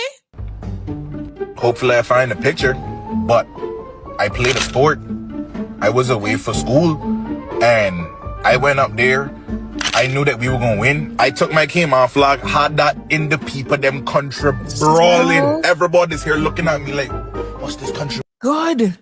And as a Caymanian, you should be doing that and not necessarily needing 1 ounce of recognition for it. That is what you do. You know what I'm saying? Yes, if you're participating in a sport and you're representing your country, you take your flag and you brawl. I got my flag every single day. See it back there on my show. There are people who come on here sometimes on YouTube. They don't even know where they're watching from. They're like, what flag is that? What country is this? Da, da, da, da. And I make sure I answer that question. This is the Cayman Islands, Bobo. You might be in the wrong chat. You might be in the wrong conversation. But this is Cayman. Loud and proud. And that's what you should do. Okay? And you don't need to be acknowledged for wearing your flag with pride. That, yes, thank you. That's somebody said that's called national pride. That's right. And more of you need to have it. You need an acknowledgement for national pride. You think every single time a Jamaican wearing Jamaican colors, they expect somebody to recognize them? Or if they go and win Usain Bolt when he got up his Jamaican flag and stuff, you think he needs people to acknowledge that, oh yeah, well, you know, he holding the Jamaican flag with pride? No, that's what he's supposed to do. Even better if you won. But shoot, as far as I'm concerned, even if you don't win, still hold that flag up with pride. Because we are such a small country. Kathy says he's a pot stirrer. Miss Marjorie says some people talk for talk's sake. Hey, amen and hallelujah. Johan says local man making a valid point as a local representing KY with pride as a student athlete. That's the point. But the point is he's supposed to be doing that as a Caymanian. Okay, so, okay, great. You did that. Pat on the back for you. And what? You want a free trip to your own country? I'm sure you were supported as an athlete by people giving donations, whether it's some of the organizations, the good organizations that are here, from CUC all the way down, right? They're sponsoring athletes all the time to be able to go away and represent. We give you guys exposure for being productive in your own country, but there's kind of like a bit of a, yeah, you're supposed to do that, right? If you get involved in a sport, you do your best, you take your flag, you represent your flag well and with respect. Yes, you're in somebody else's country, but you hold up your flag with pride. That's expected of student athletes. That's not something that should be seen as an extraordinary thing that you want a trip to the Kimpton for the weekend. I mean, we can arrange it. If you really up in your feelings about nobody recognize you holding the flag, reach out to me because I got some people who know people who know people. We can hook you up with a little Kimpton trip for the weekend because you carried your own flag with pride. Will that make you feel better? I'm just kind of wondering, how can we fix it? How can we fix your emotional distress over this? Because I feel like this is really ridiculous. You want me to take you East End so you can get some fish fry? I will personally drive you myself. How about we do that, Bobo? I will take you to the East. And you and I can sit down at a little fish place there. Have a whole fish, some snapper. No barra for me. I'll have some snapper. And some of them nice fritters. Get a little swanky. And we can have a little conversation. Would that make you happy? I mean, I'm all about sharing the love. And we got to share it amongst our people too.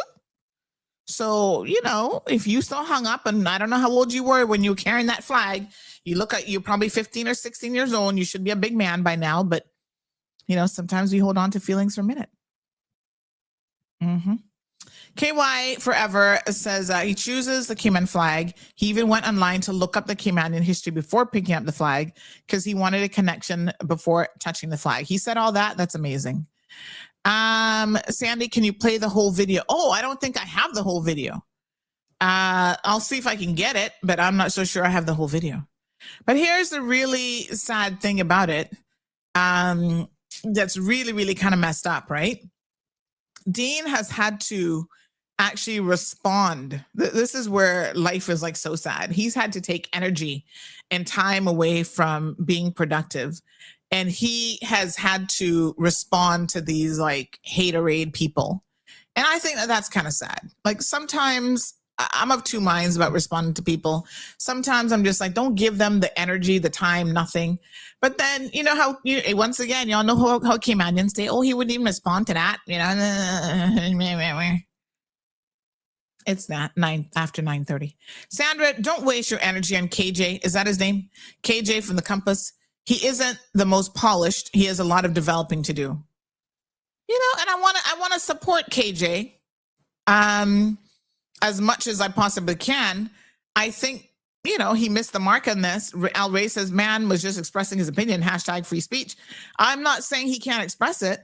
I'm just saying that his, of all the issues that he could be expressing a feeling on, to me, this one seems kind of petty, KJ. And like I said, KJ looked like he family from the East. He looks like a Macfield. Who is KJ? Oh, Karen says, oh, that's KJ. I don't even know who the hell KJ is, but you know what I'm saying? He's probably a Macfield or a Ramon or one of them people down from Scranton, down from the East. I don't know who the hell, who's he family to? He's one of us is my point. So I don't want him getting up in his feelings against another one of us. Like, it's just stupid.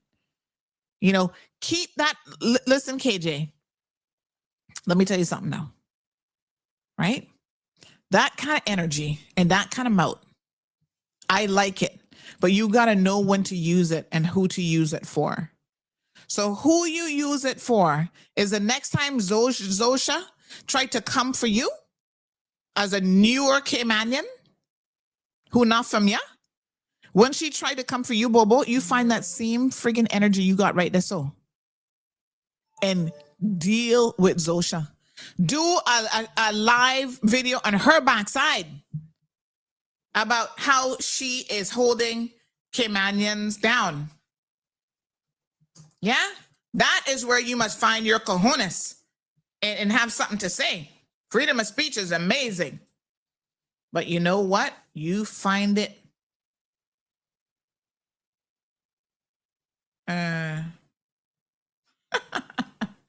bunch of jokers. This my court case update now. You know, right now I just want to use the a-hole word, right? Although we offer, I'm trying to behave myself in 2026.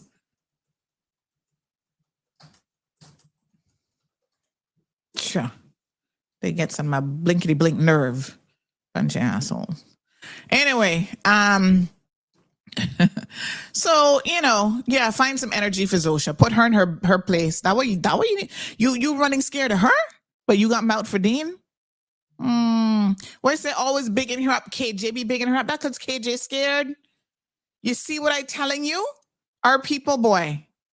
No, sir.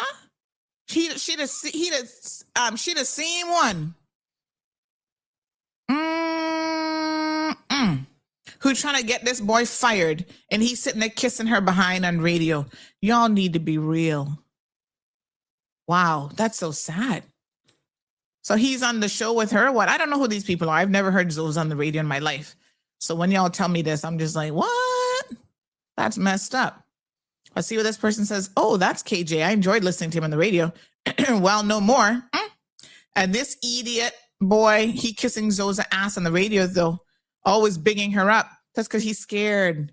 You can imagine you're scared of puss, but not supporting your own fellow Caymanian. But puss got you running? Foreign puss at that? No, sir. Y'all not easy. Y'all not easy, not at all. Anyway, yes, he's expressing his opinion. I'm expressing mine this morning. KY says, yeah, were they interviewed the man and when he gave his reasons on why he took up the flag? Okay. All right. KY Forever says that's stalking call. What? That's stalking, calling, and harassing the man's child. Oh, yes. Stalking. Yeah, that's messed up. Like that is low key. That's a different vibe. It's one thing for us as adults to, like, you know, okay, you post your little video, I'm going to comment in it. You post yours, whatever. But to be like messaging, getting in people's inbox and messaging a child and trying to stress people's children out. Y'all wouldn't be doing that to my child. You know, first of all, she's not going to be on social media, so we're not going to too worry about that. By the way, y'all see the government say we're going to block social media for 16 under. I love it. I don't know how they're going to do it, but I love it. Because y'all friggin' predators be going after these little children right there on social media. Parents, step up your motherfucking game with these social media and these phones. Stop giving these little picnic phones where they can have Snapchat and all these British pedophiles be going after your children. You see that man? He raped a Caymanian child, molested other children because y'all giving them access to social media. Now, regardless of whether they have access to social media, what he did was wrong. And he should have his penis cut off in Georgetown and flogged in the friggin' streets. However, there are things that as parents we need to be aware of, the evils in this world. Do your best to protect your children. Stop putting them on social media. Don't allow them to have access to social media is what I mean. Right, co-host Zeus? Zeus is here like, you leave me out of this conversation. I'm napping. Gabby says, when you talk about entitlement, so I guess every time I put my flag in the air, I deserve a free vacation to my own island. They want a free staycation because where else you going? Damn. Man did flag research beforehand, before he got the job. Well, why not? Or if they say, okay, you can carry this flag, I'm sure he probably looked it up like, what flag is this? I'm just saying. Boy, Anna reaching on the flag carrier doing his job so well. Did we review and compare all the other flag carriers? How did he compare? The point, El Rey, you just up in your feelings about Trump now. Be honest. Trump is losing. MAGA is falling apart. So El Rey is being bitter. El Rey, really? It's something that is in the stratosphere of social media. It is being discussed. In fact, some of y'all, I know these Instagram folks like Auntie, kind of late now, she now just talking about this. I've purposely not addressed it before, but it's been all over these 345 everything. By the way, y'all with a 345, we got fully 345, we got 345 happiness, we got everything 345, we got, buck your toe 345, kunk knee 345. Wow. We got so many representatives now. And I love the fact that y'all pulling in the 345 because that's our unique zip code. So good for you. But we got a lot of them. It's hard to keep up. Kathy said he did his job. At least he got the flag notice and did it with respect. Hallelujah. Take that. Trust me, can't be happy for someone else. Bad mind for true, says Gabby. El Rey says, okay, let's see his social page and what he posted about Cayman. I don't even remember his name, but I do know because some people send around the video that he did post some positive things as well. Lavana says, I don't care how he chose the flag. All I know is he represented the hell out of it. KY to the moon and back infinity. Auntie, he looking clout. KJ, aw, that's because those over there stealing his clout from him. KJ, you want clout? Let me invite you. Come on, KJ, come in here. Y'all must share this message with KJ, okay? KJ, CMR is elevating in 2026 to CMR radio. You know that station is gonna be the place to be. Get your behind off of Compass Radio. Come on over to the Caymanian side. CMR Radio and have your own show where you as an independent content creator can make your own coins and you're not going to be sharing no space with Zoja in no studio, and you definitely don't have to kiss her behind because that can't be a nice feeling when you know you don't really mean it. Come and do your own thing. How about that, honey child? I double dare you. Remember when you were kids, you'd be like, I double dare you. No, I triple dare you. Oh my God. What establishments did he visit? Looks awesome in the video edit. Okay, let me see.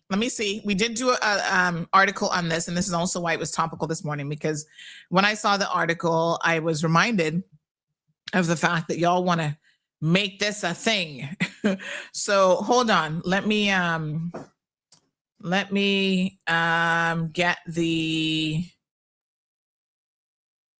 try and get the picture. Okay, so we have a picture. He was out and about somewhere, and apparently they ran into the premiere. And so a picture was taken with the premiere. Maybe that's why some of y'all confused, thinking that the government actually sponsored him, which isn't true. But let me just show you this. This looks like, was this Botanic Park? Where is this one taken? All right, hold on. So yeah, they took him to all the amazing sites. Let me see here now. So we had, does it tell you all where he went? But he went all over the place, John.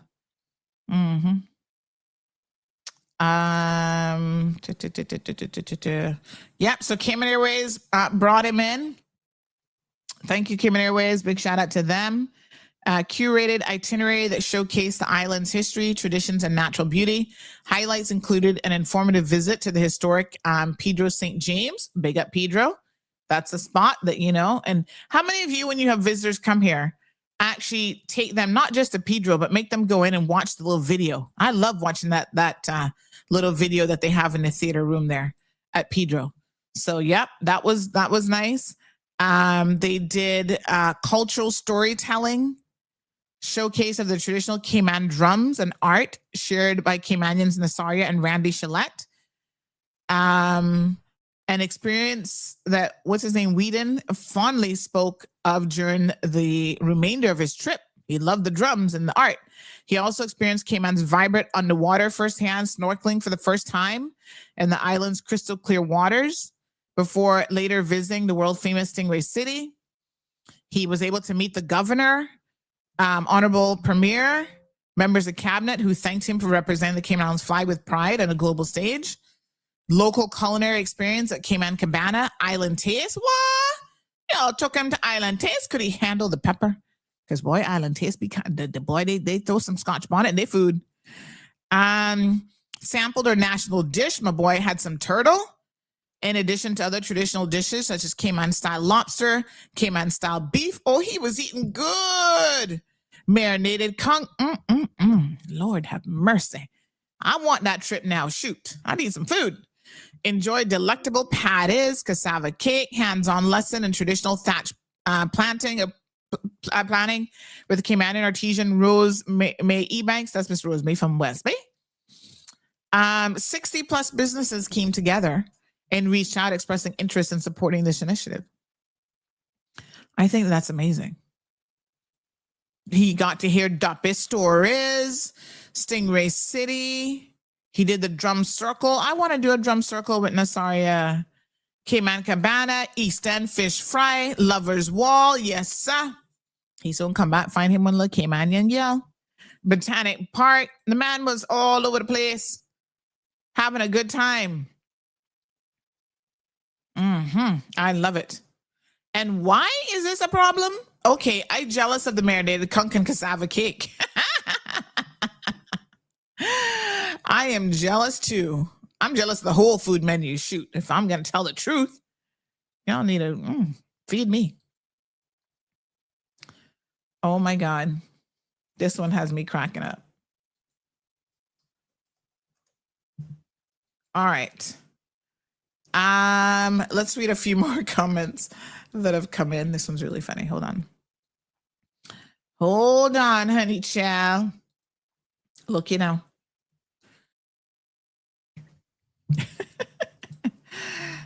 Y'all are so funny. All right. So this listener to the program had the following to say.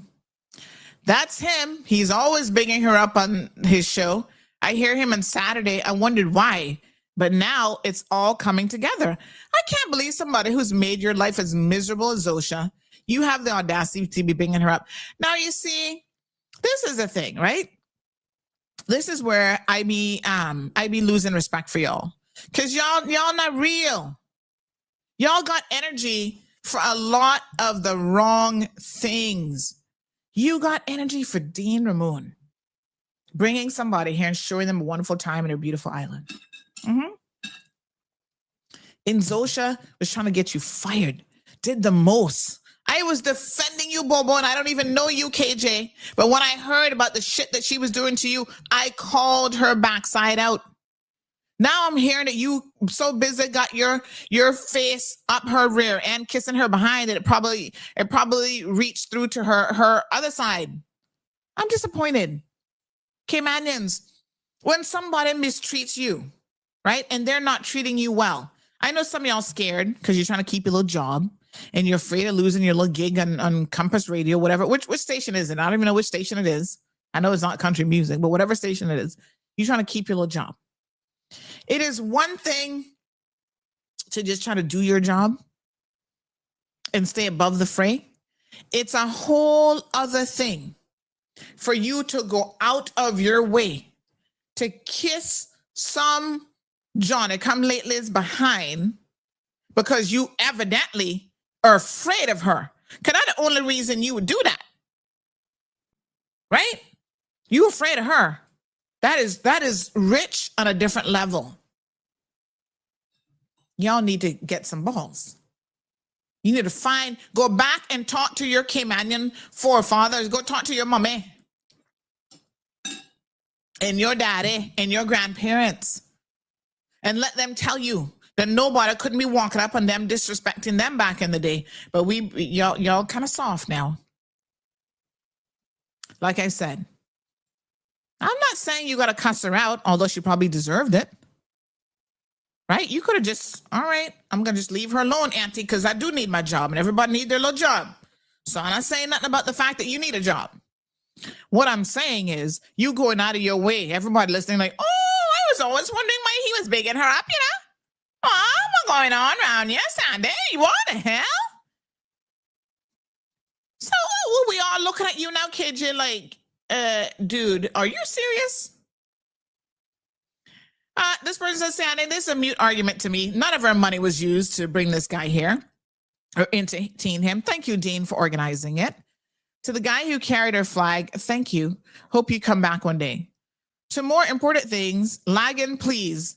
It is being said that he received status from cabinet, not in 2023, but since. This story to me is more important to answer. Oh, shit. Which cabinet gave him status? That gotta be PPM, child, because they're so fucking stupid. Not for nothing, but they would give the whole country away if they could. KY says he's a Ramon, I think. No, that probably your cousin, Dean, probably your cousin, Bobo. No, sir. I'm not feeling it even more. The more I hear it, the more I'm like, Charlotte Wilt says, Auntie, you're the best. You're killing me. Talk the truth, Auntie. Well, that's all we do around here. Talk the truth and shame the devil. Plain and straight says, Auntie, you're killing me this morning. Talking about he's scared of puss. Hey, that gotta be the only explanation. I'm behind in the comments. My apologies.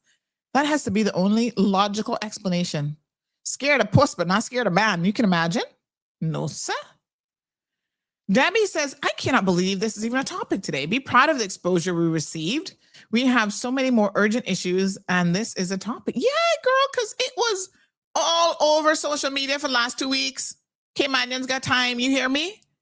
And of course, you know, part of the cold hard truth, we talking about what's happening on the Mall Road. Bonket, what? Bucket toe. My dear honey child. Thank Flo/CNW for the 345 area code, says El Ray. He's like, Flo gave y'all something. How did that ever come about? I mean, I know why we had to do it, because the Jamaicans were scamming everybody when it was, what was it before? 819 or 890 or something. It had an 8 in it and a 9. Yeah, because they were running so many scams. 18th, he was like, listen, I remember this. When I was in university before I came back, I used to be calling my daddy, begging him for like, I need tuition paid, I need help, I need whatever, right? 809, I think it was 809. And they'd be like, which country you calling? I'm like, how you don't know? AT&T. But they didn't know because all the area codes were like clumped together for the region. And boy, our Jamaican cousins, not for nothing, but they can scam a person. And they used to be running some big multi-million-dollar scam. And I'm trying to remember how they did it, but it had something to do with calling collect and claiming that the other person was going to pay it, and then the other person didn't pay it. So anyway, 18, he was like, listen, y'all, every country need their own country code because we got to stop this foolishness. They were mixing us up in their foolishness. That's why we got the 345. A big reason. Anyway. Yes, he said he did look up the history before touching because he wanted to have some connection before taking it. And he decided to take it. He ran with the flag with pride. It ain't her fault that the lady, and then the rest of it is not there. They had Jamaica flag was late and lazy with her run. Sorry, not sorry. I mean, not everybody could be in the front, but still.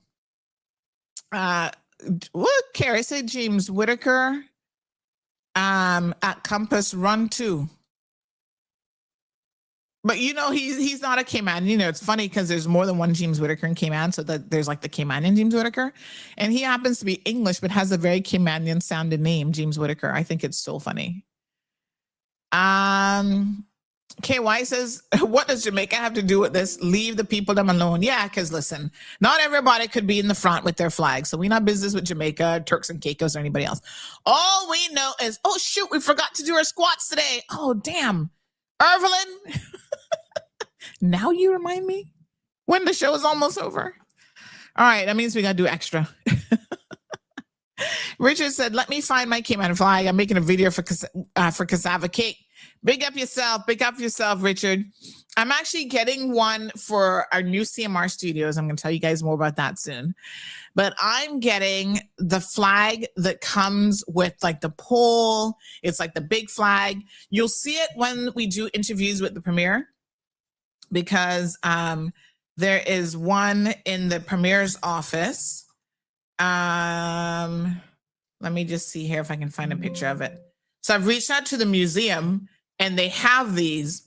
Now I'm trying to find the coat of arms. If anybody knows where I can get the big coat of arms from, let me know, because I'm looking to source that. But apparently the museum sells the really big flag. It's almost $400, but that's okay. I'm going to pay for my flag because I love my flag and I want a flag to be. I don't know if I'm going to put it in the radio station. It will be we'll have a flag in some form or another in the station, but I don't know if it's going to be this one or if we'll put this in another one of the recording studios. But have a look at this flag. So it's this flag here. So that's the big flag. It comes with the flag pole, with the gold fringe, like it's really nice, a spare tip, a spreader, and a gold base. And it's like $360. So they don't have any in stock right now. They said that they're waiting for shipment. But once that comes in, I'm going to be getting one of those. I just need to find out where they got that coat of arms from, because I need one of those too. But isn't that gorgeous? Yeah, we're going to have one of those big and bold in our new CMR studios. So this one's a little bit extra with like the gold frills and the gold tip and all that kind of stuff. But I love it. Cannot wait to get my flag. Shaka says, Auntie, please forgive my ignorance, but who the hell is Zosia? I don't know what the fuck her name is. Is this someone painting Cayman in a positive light? If not, is she familiar with the saying, go and fly a kite? She's supposed to be, I guess they did a DNA test. I don't know, because it was one of those things where you kind of claimed her late. But she's supposed to be one of the daughters of, what's his name? He was here the other day. Jamaican performer. Oh Lord. Freddie McGregor. So she's supposed to be Freddie McGregor's daughter. And evidently, yeah, she kind of special. So when we were talking about her during one of the past shows, because of her very interesting costume selection during Carnival, where you could see her intestines from the outfit practically. And we were just kind of like saying, this outfit low-key not, As a presenter of the news on Compass thing, it just wasn't a good look. So she decided to try and come for Auntie, and you done know. I slapped her down like the little bitch that she is. And I was like, you not coming for me, honey child. Not in my fucking country. What? You get status when? Where you say your navel string buried? Where in Georgetown? Mine right there, middle road. So no, you don't get to come for me. I don't give two cahoots.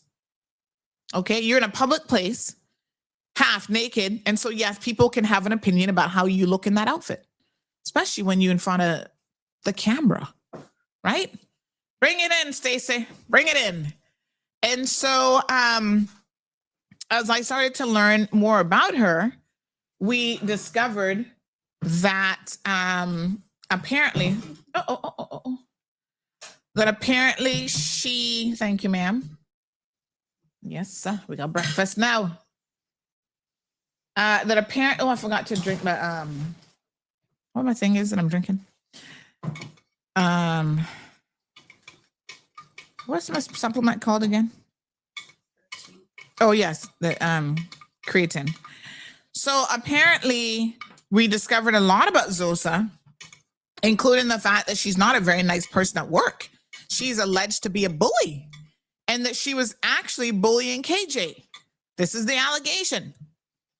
So I was like, at the time I didn't know who KJ was and I still don't know him, but I defended him because I heard from very good, reliable sources that she almost got this boy fired from his job. She trying to get Caymanians fired from their little job that they need over in foolishness. So I laid into her backside. I forgot to take my creatine. Let's drink it. You got to stir it up because it kind of settles at the bottom. I'm doing a new 5 milligrams of creatine a day. So this will be good for your brain.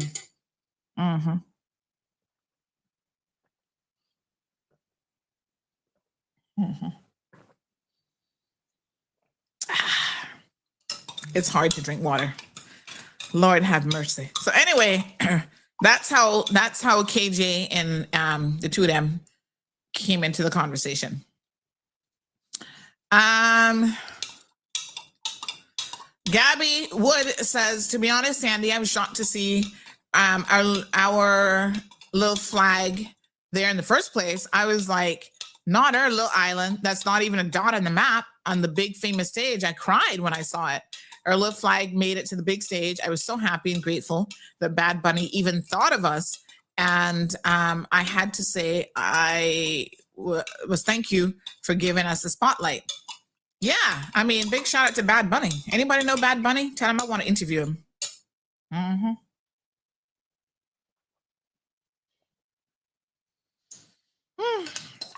drinking a cup of water. The creatine doesn't actually have a taste in this water. Like, I don't really taste it, but it's hard for me to drink water. I don't know why. It just really is. All right, last bit of it, and then I can have my food.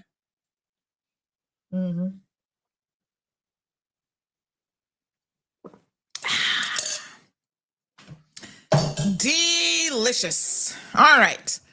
Them Nepalese gonna fix us. That's what we better be worried about. True, girl. Carrie, try and hush. I got feature them. I got to talk about them. Oh, I didn't know that they were such little scammers. Oh my God. Yo, we got to talk about these Nepalese. Y'all not giving yourself a good name. No, sir. Thatch Palm says that's exactly why Shanda stands out as the anchor of Compass News. Having a famous parent doesn't automatically give you a class or presence. There's no gene for it. Well, I'm glad to say, big shout out to Shanda. Oh man. Zeus is like, did you drop anything that I can eat? Zeus, I can give you a little piece of egg. He's my co-host this morning. There you go, Bubble. Have some egg. Eating my protein. Got some eggs in the house. Yes, sir. Some mornings I have to do breakfast. And this is one of those mornings I kind of feel like I'm starving. But after we complained about Zosha, and then she tried to come for me one of her nasty comments. Talking about how auntie look. I was like, child, please.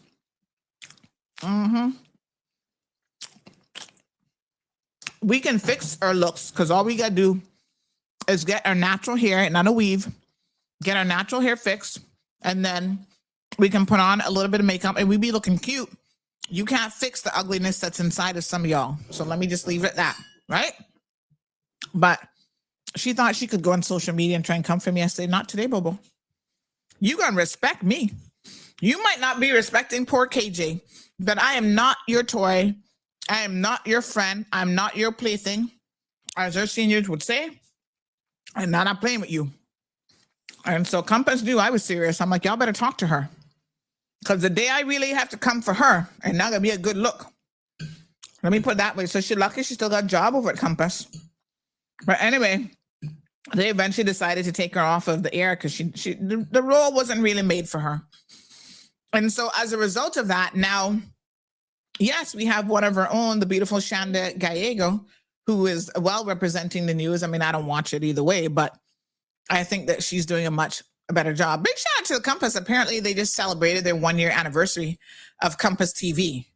I think it's kind of low key been a bit of a failure, but nonetheless, there you have it.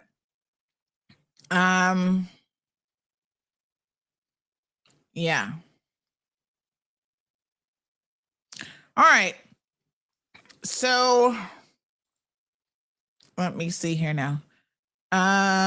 Vanessa says, I hate her voice, Andy. What a hot mess. What a hot mess. Why is it that Cayman keeps attracting these folks that claim to be a spawn of reggae superstars?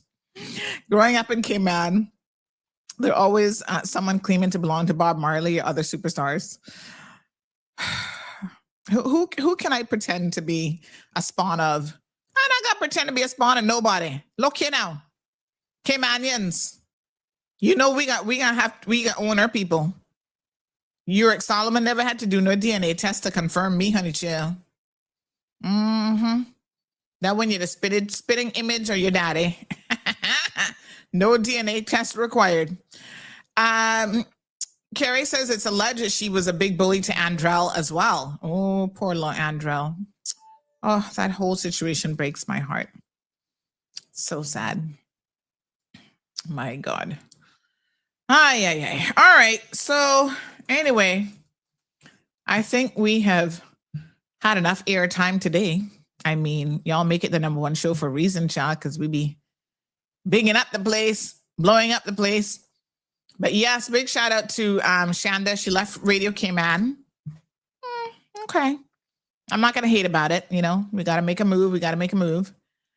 And she's doing her thing. Today, yesterday. Was it yesterday? Was Happy International Corned Beef and Cabbage Day? Why didn't y'all tell me that? I could have asked Miss Stacy to make some corned beef and cabbage. Cha. I'm not really big on corned beef and cabbage, but I'll eat it every once in a while. Yeah. Who is this other girl that we have on who is this now? Hold on, y'all gotta help me figure out who this one is. I'm just preying over on their page right now. I don't really go there, so I don't know who is this girl. She's pretty. Caymanian or not? Hold on. Sometimes it's hard to tell. You can't look at people no more, you know, and be like, oh, she's a Caymanian. Who is this person? Expat? Where they get her from? Okay. I soon have my AI news people competing with all of them. I'm trying to find AI people that look like Caymanians. Take that.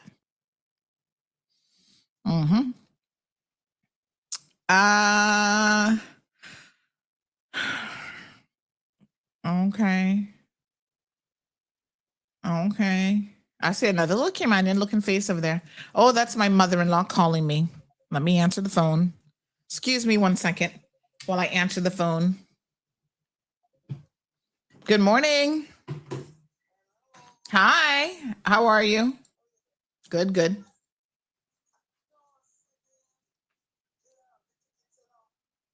You didn't see the email? Yeah, they sent it on the email. Well, it's not me that sent it. It's not me that would have sent it. It's not me, it's Cayman Airways that would have sent it to you.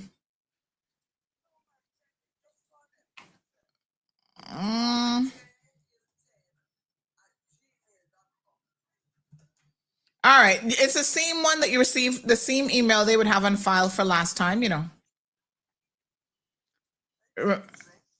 Remember last year? It would have been this. Check your junk mail folder and see. But anyway, I'll send it to you as well. But check your junk mail folder because it might have gone there. But the same email that they would have, yeah. All right, and I resent it as well. But they have that email on file for you already. Yeah. Okay. Good. All right. All right. Let me see. Hot mess. All right. So, anywho, good morning. We discussed the answer problem. Okay.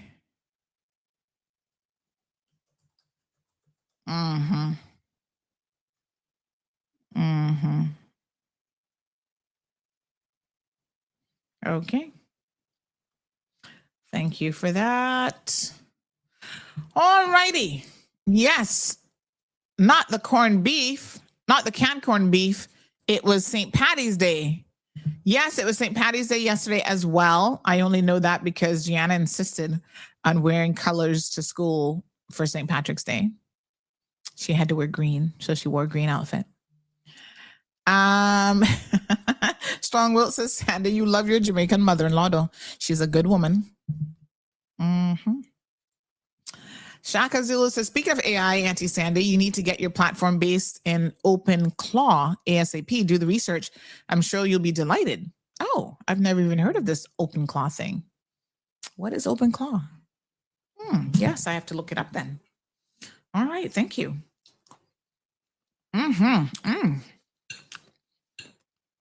Yeah, I haven't done my AI news in a while, but I soon get back on track. I can soon be doing it again because they keep improving on it.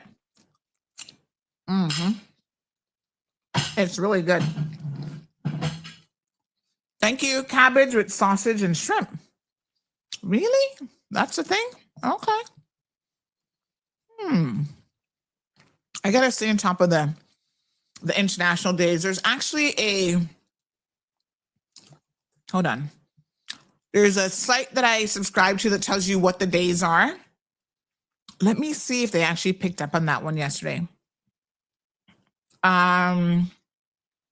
So today is what, March the 18th. So it was National Poultry Day. Oh, tomorrow is National Poultry Day. So we'll put up a post for that. I got homework due today. Oh God, I gotta go do my homework. Trying to make sure I get it done on time. Break Zebra Beep Day. What the hell? That's the United Kingdom. Why am I only seeing the UK ones? I need to change this. International. Browse by location. International Awareness Days. Okay. So March, National Poultry Day, National Colorectal Cancer Awareness Month. The month of March. That's important. Endometriosis Awareness Month as well. We have National Day of Clean on March 19th. That's tomorrow. International Day of Happiness is the 20th. Why am I not seeing the corned beef one? Oh, looks like my thing left that one out. International Corned Beef Day. I need to know about these things.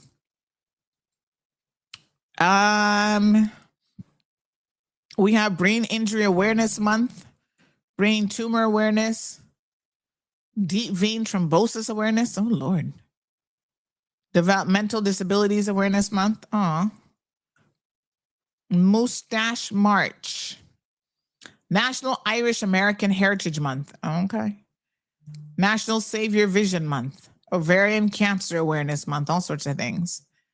Neurodiversity Celebration Week is this week as well. Debt Awareness Week. Oh, we could talk about that. That would be a good one. National Corned Beef. Hold on. What calendar is that one on? National Corned Beef Day. National Corned Beef and Cabbage Day was yesterday. So my question is, how did I not know this? Oh, these Americans can make corned beef look so ugly. Ugh, they don't know how to cook it properly. They don't put no seasoning on it. They just cut it up and throw it on a plate. And talking about, here you go. No, honey, child. Y'all need some lessons.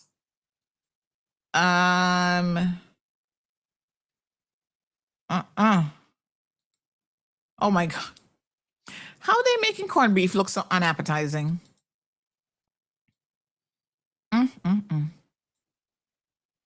Lord Jesus.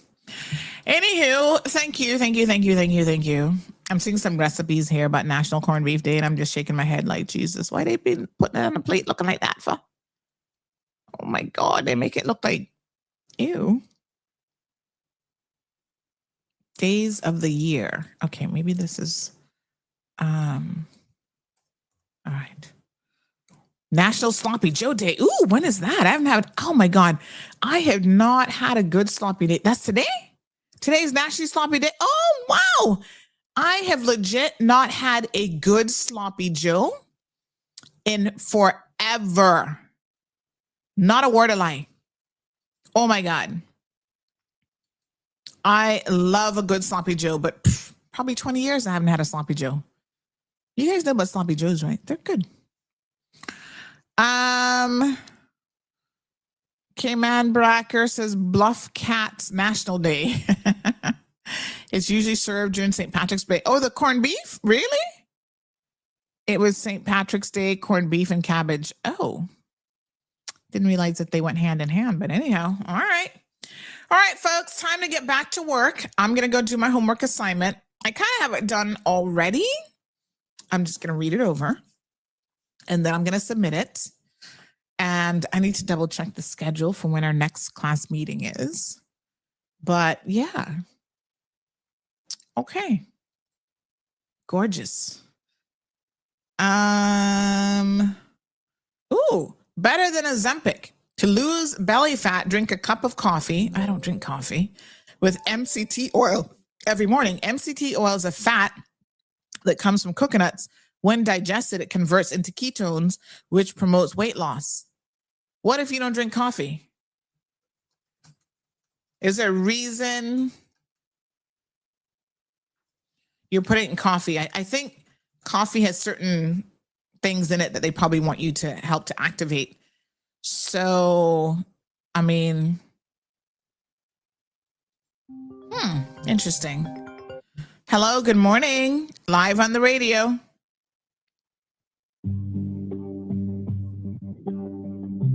Okay, I don't know who that is. Got me on hold, but anyway. Coconut oil contains a mix of long chain and medium chain fatty acids, with about 54% of its total fat content consisting of MCTs. In contrast, MCT is a concentrated extract that contains 100% medium chain triglycerides. MCTs don't require the same breakdown for absorption and provide quick access for ketones, which can be immediately utilized as an alternative energy source. Okay, does it have to be coffee? That's my only question. I'm open to other stuff, but I don't drink coffee.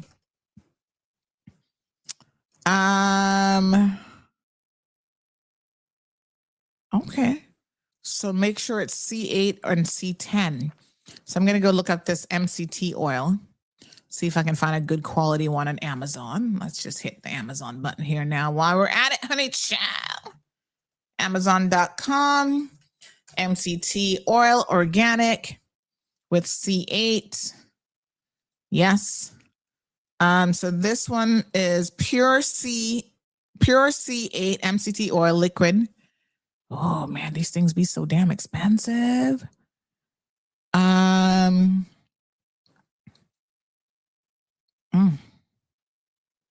Okay. For 34 fluid ounces, you're going to pay 32 fluid ounces. You're going to pay $65. What the hell? Unflavored. Pure C8 MCTs. No carbs. 125 calories. Non-toxic. Does it have any of the MC10?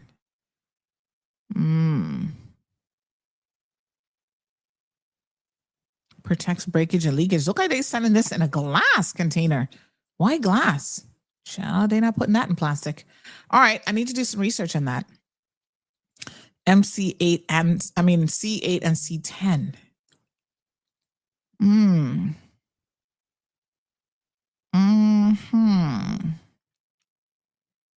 1 tablespoon either in my coffee or without.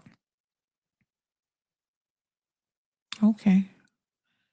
Yes, but not MCT by itself. I was also drinking.